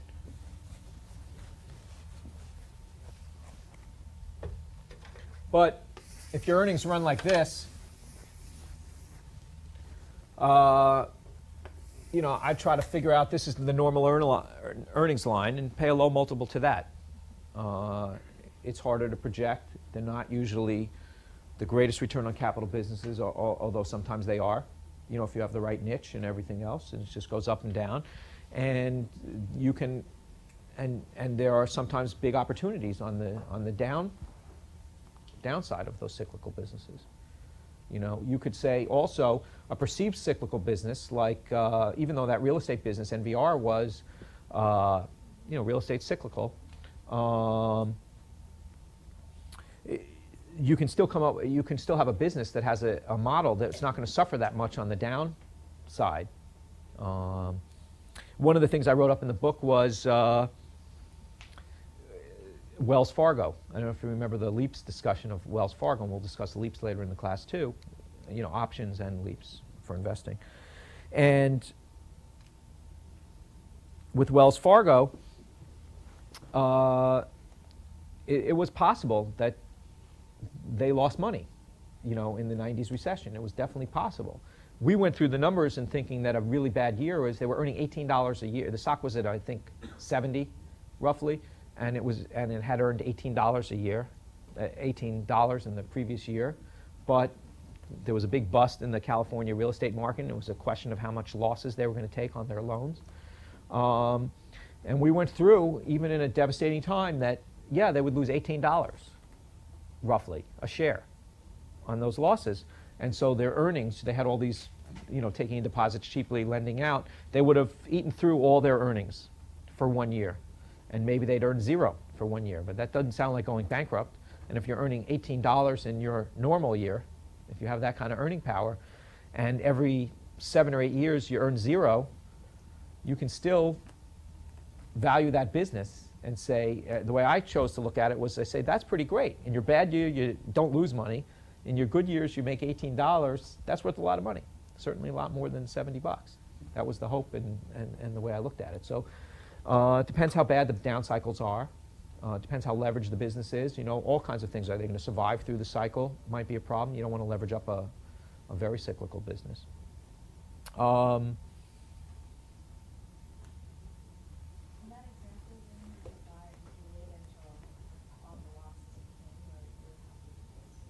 Well, that's a good question.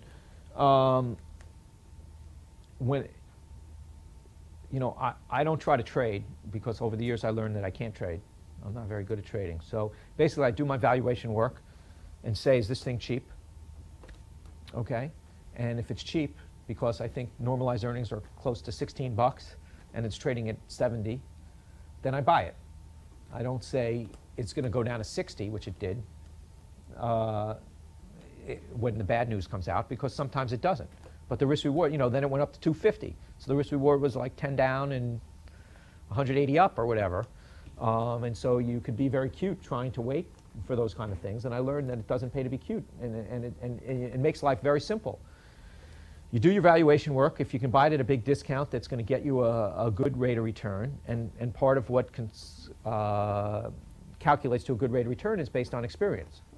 You know, generally anywhere in the 20 to 30% a year range, depending on how risky it is, passes my hurdle, you know, of doing well. Sometimes you get lucky. Sometimes you get unlucky and you only made 15%. Sometimes you were wrong and then you don't make money. But if you're right, you'll eventually make money. And what I told you was, right, that within 2 to 3 years, the market will agree with you if you did your analysis right.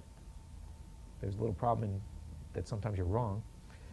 But if you are right, the market will agree with you in 2 to 3 years. And you have to make sure that's a good enough rate of return over 2 to 3 years for you. You can think of some more questions. I got to figure out who's going to win the book. Oh, okay, go ahead. I have. My question relates to international stocks. I'll ask both Joel and Warren. Warren first, I guess.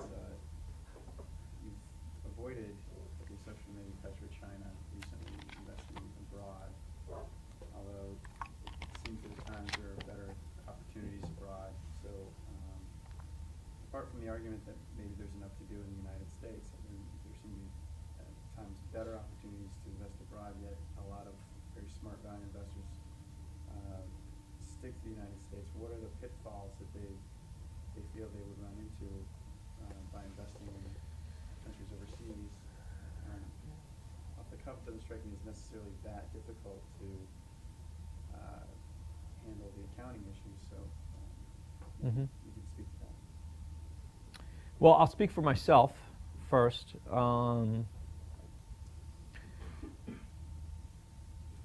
This is the area we feel most comfortable, the U.S. So we've had a few international investments. We haven't traditionally done that. Each country has different laws, some different accounting standards. Sometimes there's currency risks that you have to decide whether you want to hedge or not. You could always hedge those out if you think it's cheap.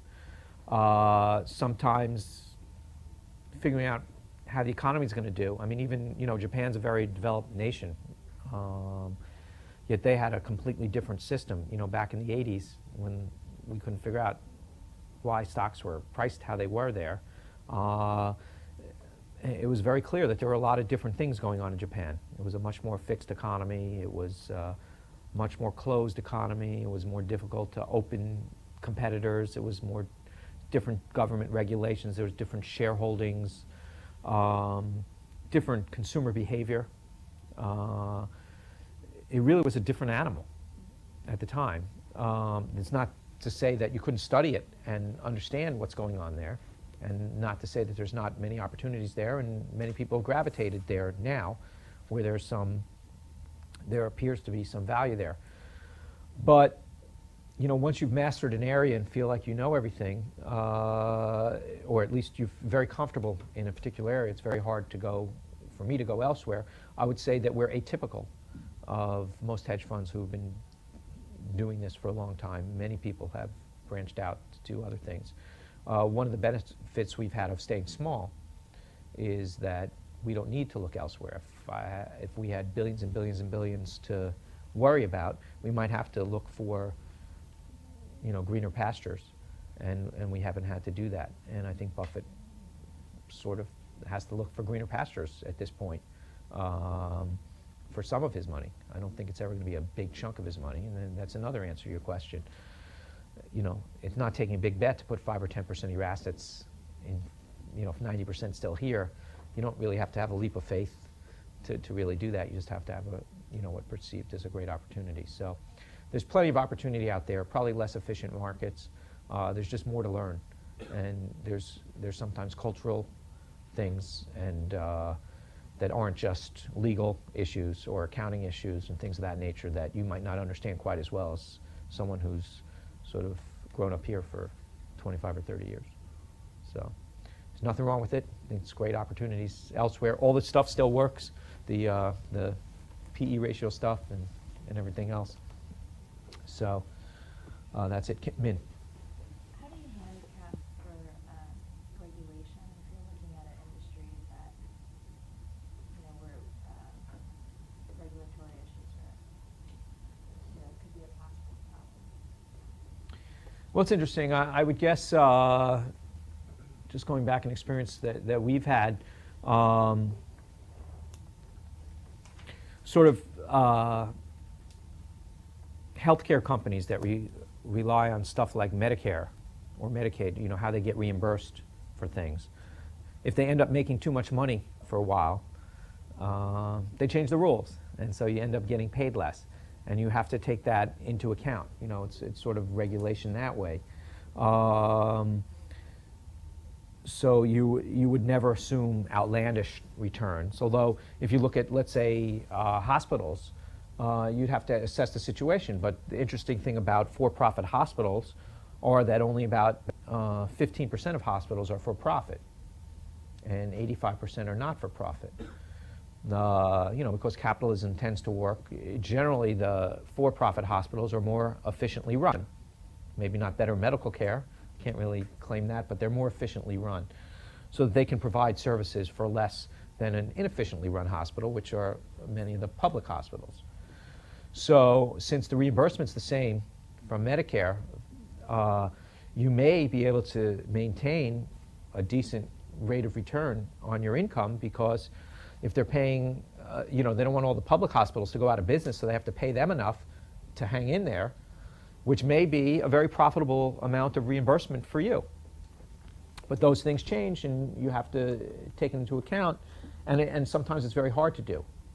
So what happens when it's very hard, but it's predictable, but it's within a range? Then I just ask for a much larger margin of safety if I'm going to invest in an area that had some regulatory hurdles.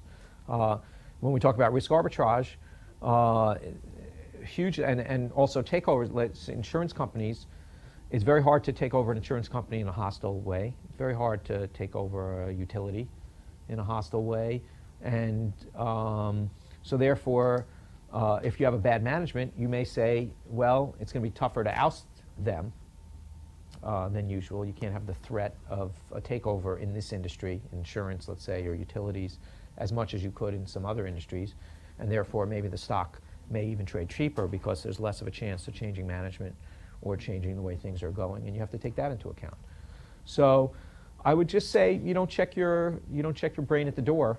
You analyze the particular regulation or regulator and the environment at that time and take that into account. Many times, if I can sort of figure something out, but not as well as I'd like, I just demand a bigger margin of safety when I invest. Could you give an example when some of these theories didn't work in an investment you made? Well, I'll give you one from Buffett's book, and I'll give you one of my worst investment. But Buffett talks about Burlington Industries, okay, many years ago, and he was in the textile business too. Berkshire was originally a textile business, and this is how he defines what is a bad business. When he had an investment to look at, to buy a new machine, right, in his textile business, or when Burlington looked at a new machine, there were all kinds of new looms and different ways to, make the fabrics, and gee, we'd cut costs by 40%. If you buy our machine, we'll cut costs by 40%. And so they would buy the machines to cut their costs by 40%. The only problem was what? Everybody else bought the same machine. And so all that happened was they laid out money for this machine, but they didn't get a return from the machine because there was no really barriers to entry to the business. There were not enough people going out of the business, too easy to get back in the business, and everyone had access to this technology. So it didn't have a brand name really. I mean, somewhat of a brand name, but what Buffett described was, gee, we made coat, linings to jackets. No one really cared that they owned a Berkshire Hathaway or a Hathaway lining. No one really cared. And so they didn't really have that pricing power issue. And so each time they would do an analysis of a capital spending item, it looked like it was going to pay for itself over 3 years, and it never did. And so that was his definition of a bad business. And so his worst investment was probably Berkshire Hathaway, the original business. But he learned a lot from that. My worst business was investment came about in a little different way because Buffett had taught me about that part. So I was really interested in a business that earned high returns on capital, had a good franchise, and good growth prospects, what I perceived. So my worst investment was a company called Key 3 Media. And we bought this very well. It actually started out as one of my best investments. there was a merger, and there was a company, I believe it was a merger, it was the bankruptcy or merger, and a spin-off came out called Key3 Media. And we were able, before the merger was completed, we were able to create, by going long and short of stock, we were able to create stock in Key3 Media at $3. Now, Key3 Media was a trade show. They own trade shows. One of their trade shows was called Comdex, which was the big computer show in Las Vegas. It had 1 million square feet of trade show. And the way a trade show works, I thought this was a great business. And just to save you my, well, save you from this. I won't save you from your own mistakes, but I'll save you from doing mine again. I thought it was a great business, and it truly was, because they owned Comdex, was a computer show. They were renting out 1 million square feet in Las Vegas, and the way it worked is that they rented the space for $2 a square foot, and then they rated it, then they rented it to the computer companies or the computer suppliers or whatever for $62 a foot. Oh, and they didn't have to own the space, right? They just rented the space, and if they needed another 200,000 feet because the show was taking off, they'd go rent another. There was enough space in Las Vegas, they'd rent another 200,000 feet for that show, and it cost them $2, and they'd rent it out for 62. And every year the price would go up. It was 58, 61, 62, whatever it was.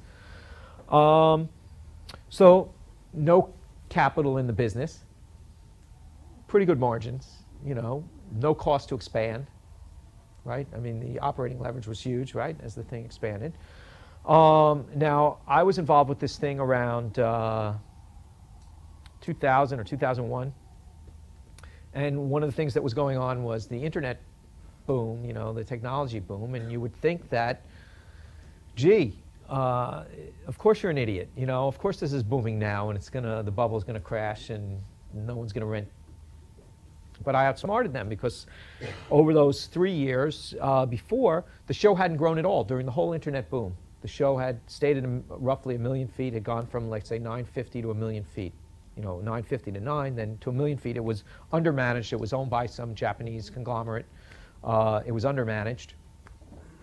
And they brought in a new guy who had run Ticketmaster, and had turned that, you know, in a 40-to-1 turnaround, and, you know, very good manager. And we met with him, and he said, you know, these guys have done a terrible job. We got the show up from 900,000 feet to 1 million feet, and we don't really care which of these technology, you know, we just care that technology grows, which was very okay, because every year we have 2,400 exhibitors, and 400 of them go out of business every single year.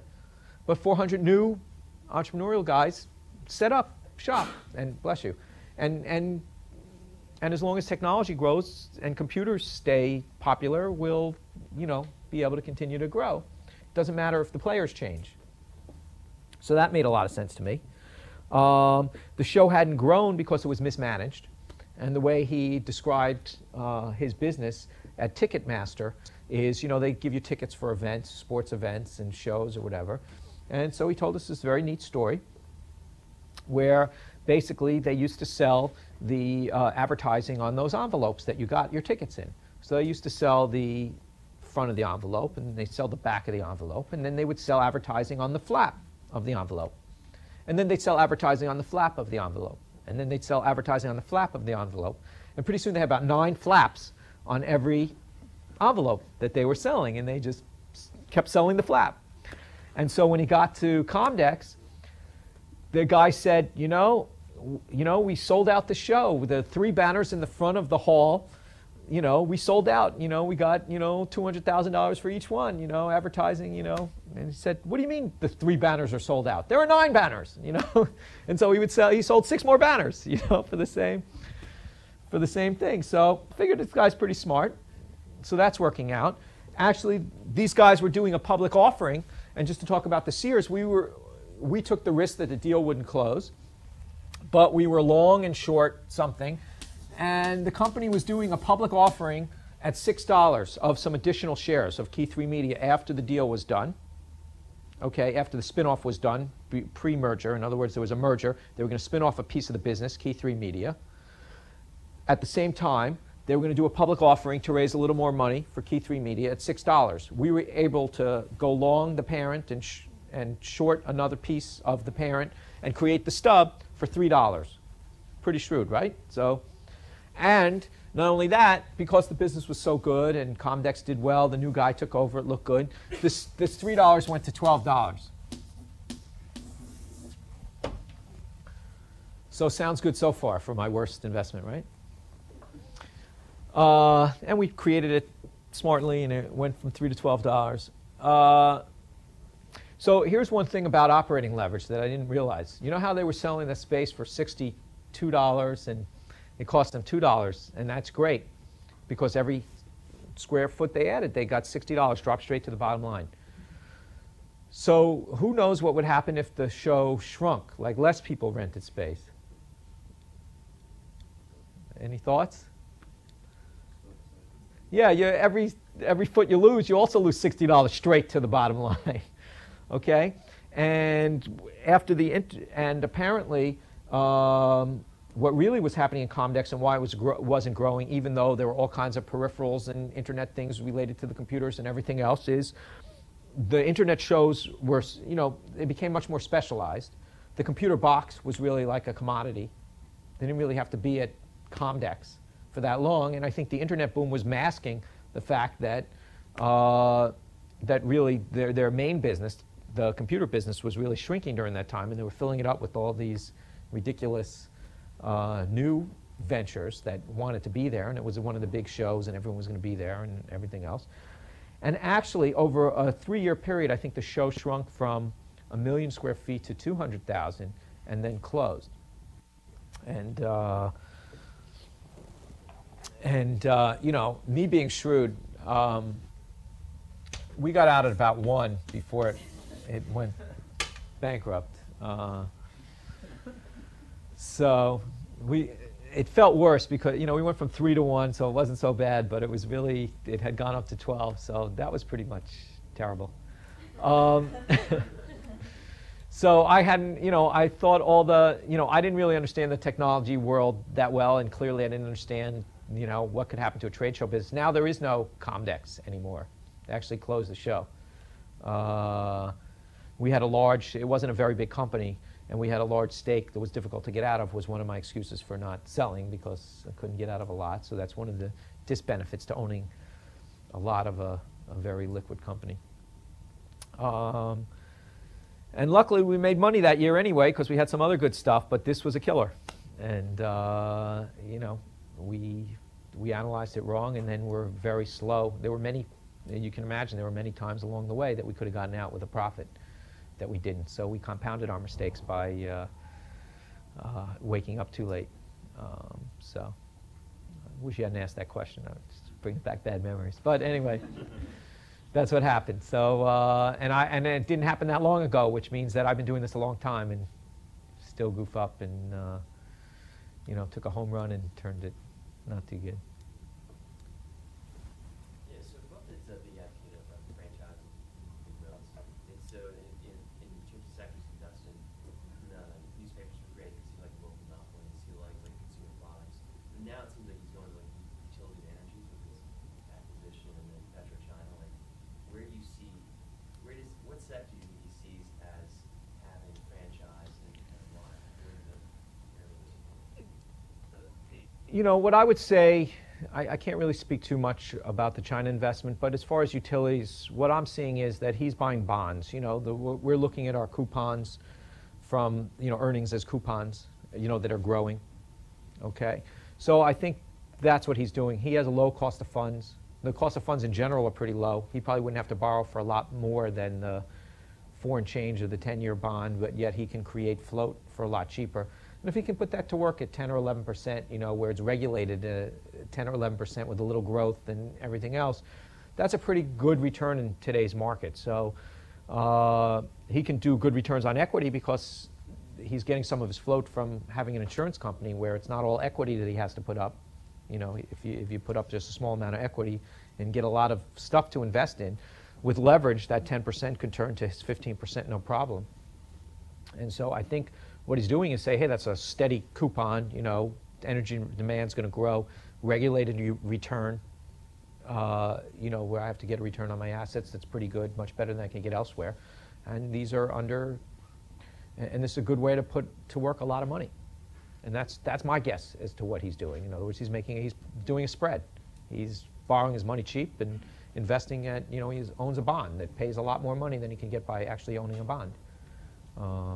So that would be my interpretation of what he's doing. I mean, that's what he's doing in all investments, right? I mean, you're just waiting for the coupon. You're hoping it grows and that eventually you'll be, earning a good rate of return, or that, look, this investment's only earning me 6% this year, but in 5 years, that coupon's going to be 15% because earnings are growing so much, based on my current purchase price. And, that's sort of another way to look at what you're doing, if earnings are growing. And so your coupon will keep growing. You'd rather have that 6% growing to 15% and then still growing after that than a flat 6% a year for a period of time. Just go over a few things. Well, the market's been going down for the last few days, so why would Buffett say, that sounds good? I don't mind that. It's $40 billion in cash. Are we sitting on? Right. It's partially it's $40 billion in cash. Partially, like, I don't know, you're sitting in business school now. Even though it would seem terrible and probably not that many people would be hiring, if the market were to fall 40% while you're still sitting here, right, that would be better than if it does once you start, right? In other words, you now have, well, assuming that actually if it happened right when you started, it would seem like a bad thing to do because it would be tough to get a job, but it would actually be a great opportunity for you over the next period of years where you'd now have a lot more upside in the investments that you can make. So if you have a long-term horizon, you're sort of rooting the market down to create opportunities, and if you're going to be earning money. And I try to think of that when the market's going down. What's another part of Buffett's strategy that he talks about? Is portfolio strategy.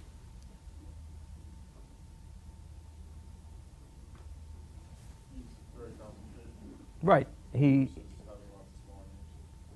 Right. In other words, now he has to have some more names, but he's very concentrated for the amount of money he has. But if he had a small amount of money, he probably wouldn't own, 30 stocks. He'd own maybe at most 5 to 8 different opportunities. He's actually owned 40% of a company. We're going to have a whole class about portfolio management, but one of the ways to make money, one of the ways that we've been able to make money over time is two. One, we've stayed small. Two, we've stayed very concentrated. We concentrate on the 5 or 8 positions that we feel the most confident about. And the best example I have of that is really, Buffett's example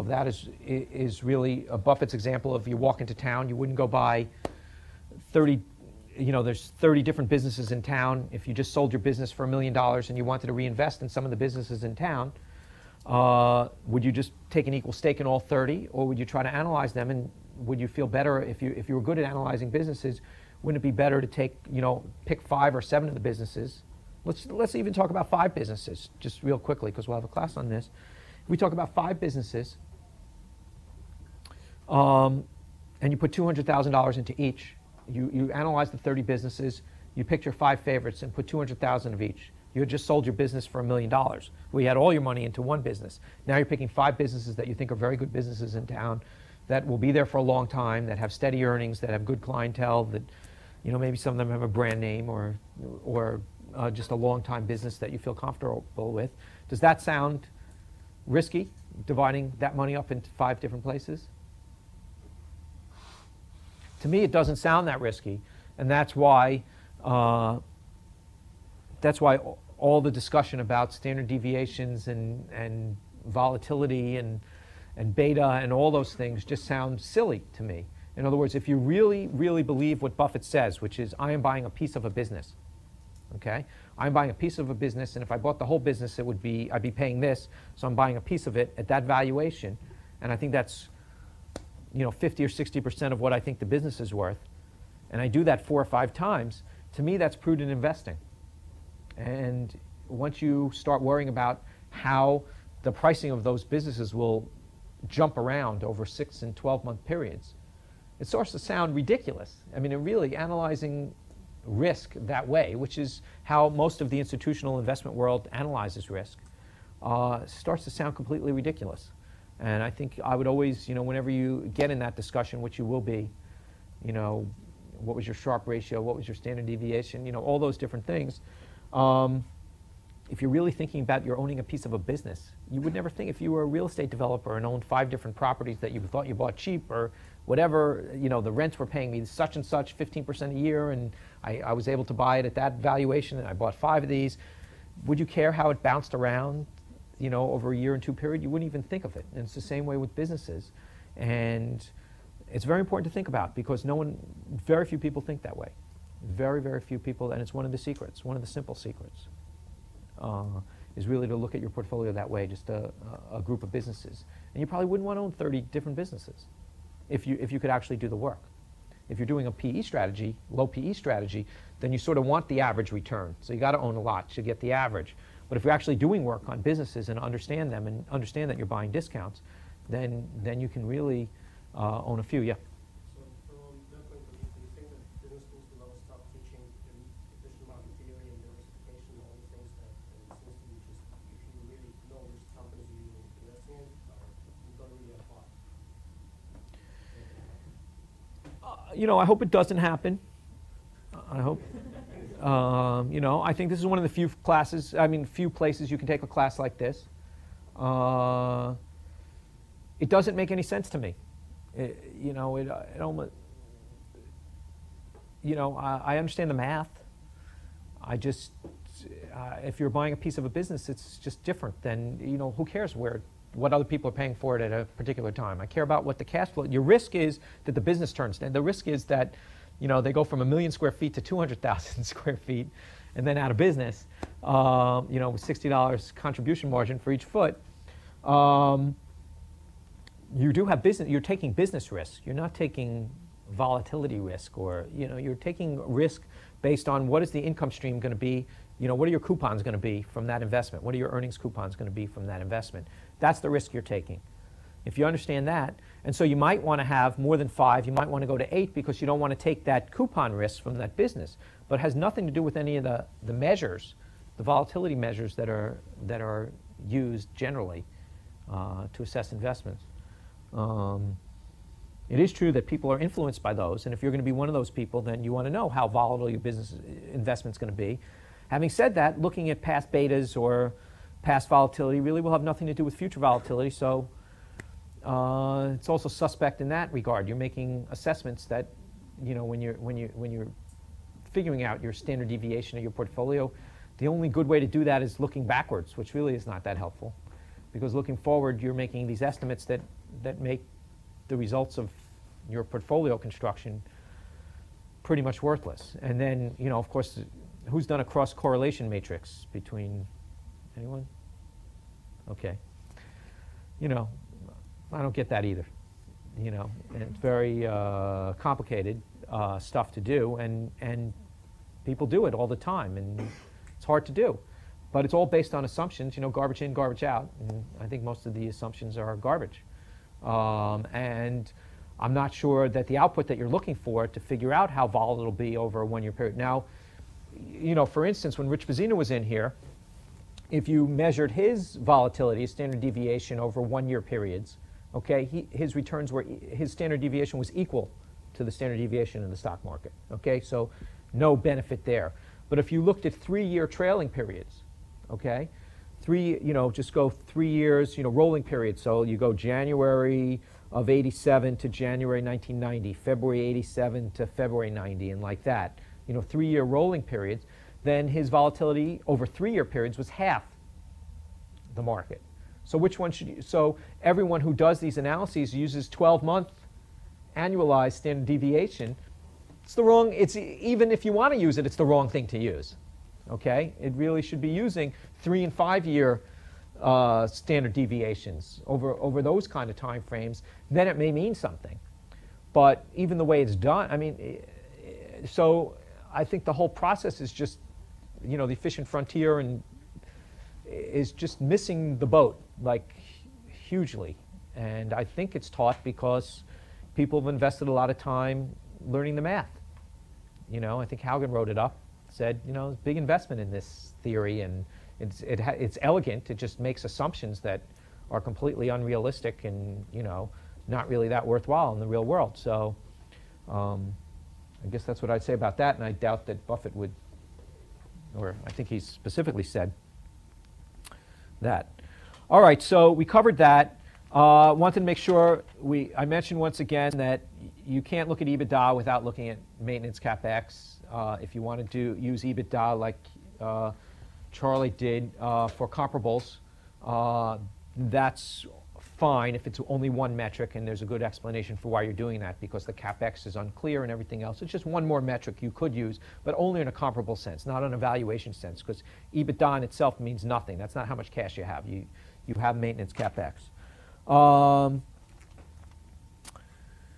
right, we talked about previously Mr. Market, and Buffett's great example was the Washington Post story that he writes about, where he said, gee, you know, at the time I bought the Washington Post for $100 a share, if you had asked any analyst on the street, you know, what would it be sold for if it was sold today, they all came out with $400 and $500, okay? Yet they weren't recommending it because, you know, it didn't look good for the quarter. So I think Mr. Market does crazy things sometimes, and that's great in the short term. And what I told you in the long term is Mr. Market gets it right, okay? There's a lot of reasons for that. You know, who can name some reasons why Mr. Market gets it right over the long term?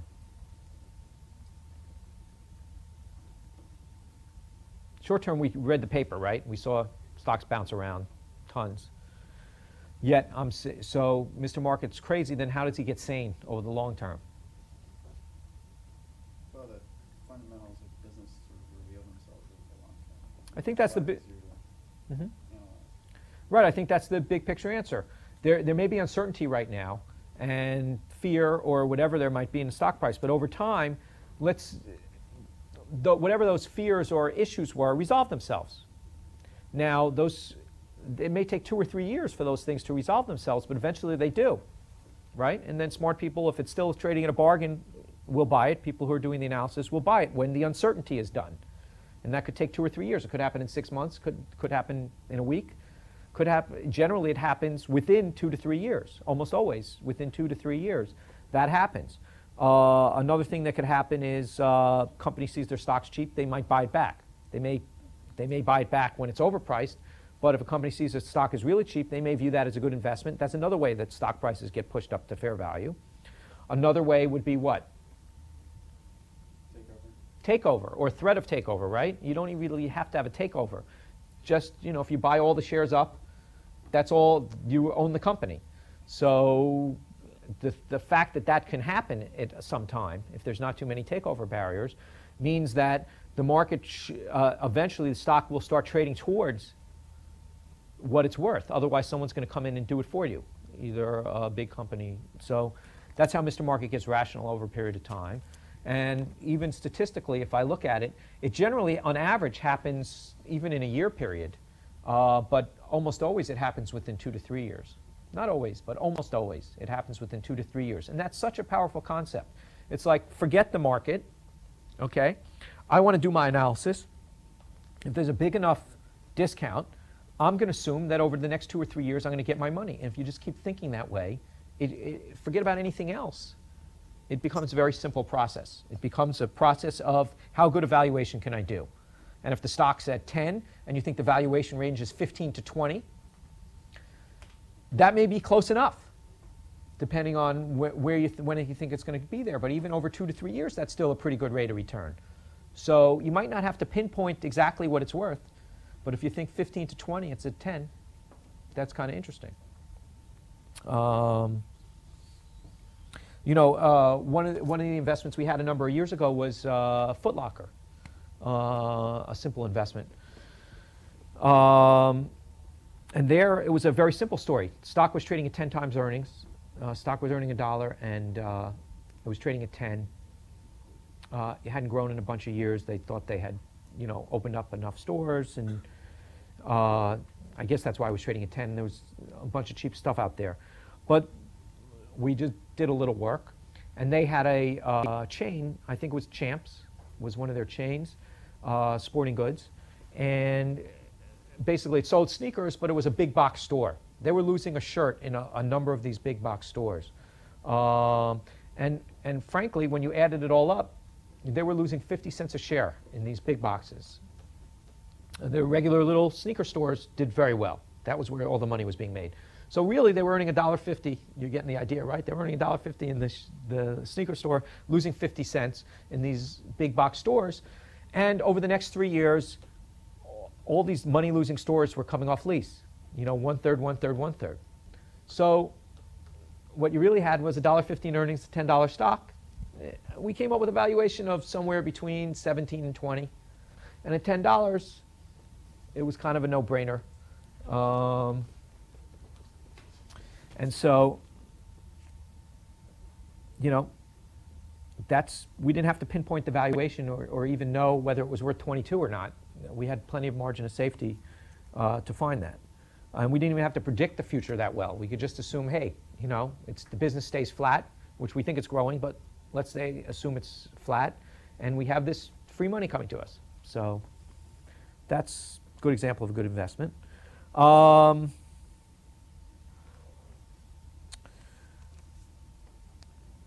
Okay. All right, one more thing.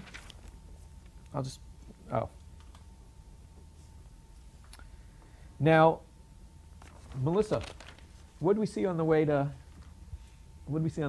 class today?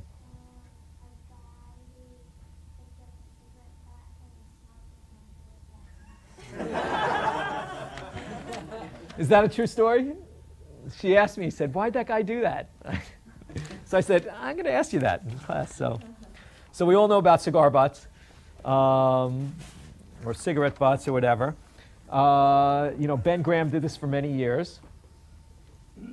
I was going to ask her a really hard question, but, you know, that actually happened. So I said, why do you do that? He said, well, it didn't cost him anything, right? So if you can buy it cheap enough, that was Ben Graham's philosophy of buying the nets that you read about. And Buffett sort of moved away from that. But that's, I actually started, how I got interested in this was in cigar butts. I read an article about Ben Graham's net strategy. And still the philosophy of buying something for a lot less than it's worth makes sense. And on average, that strategy does work out if you own enough of them. But what's the flaw there? There's a realization of value problem where the business isn't creating any value while you wait. Right. In other words, here's what we're really looking for. You know, a lot of people ask me, oh, do you really find a lot of 50-cent dollars? It's nice to say 50-cent dollars, but do you find a lot of 50-cent dollars? And what I'm really looking for is something that's traded 50 cents, and I think it's going to be $1 maybe 2-3 years from now. And that's how I might find a 50-cent dollar. Is the way I think about a 50-cent dollar.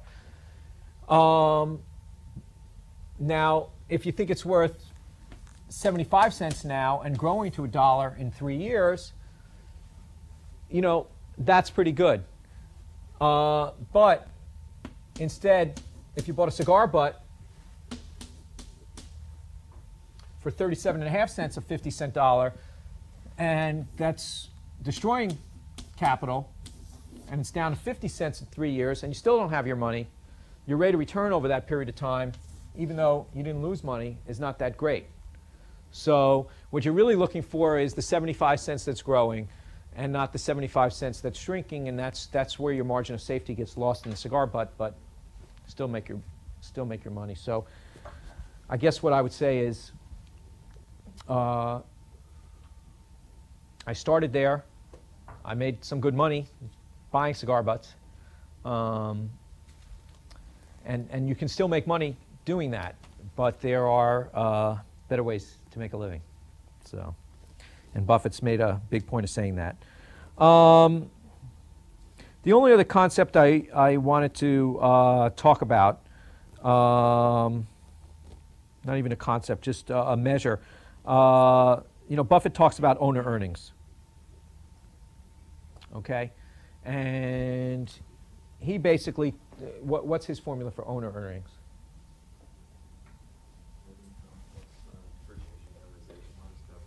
Right. So he has net income plus DA minus CapEx. And I'm telling you to use EV all the time, right? And pre-tax, for that matter, you know, because of different borrowing rates. And so in case anyone was going to ask that, why do I tell you to do it? And this is Warren Buffett, so, you know, why shouldn't you listen to him? And this works fine as long as the company's not particularly leveraged and has normal tax rates. And I think that's what he's talking about when you're doing it that way. And otherwise, when you're doing your papers, I'd want to see the EV analysis.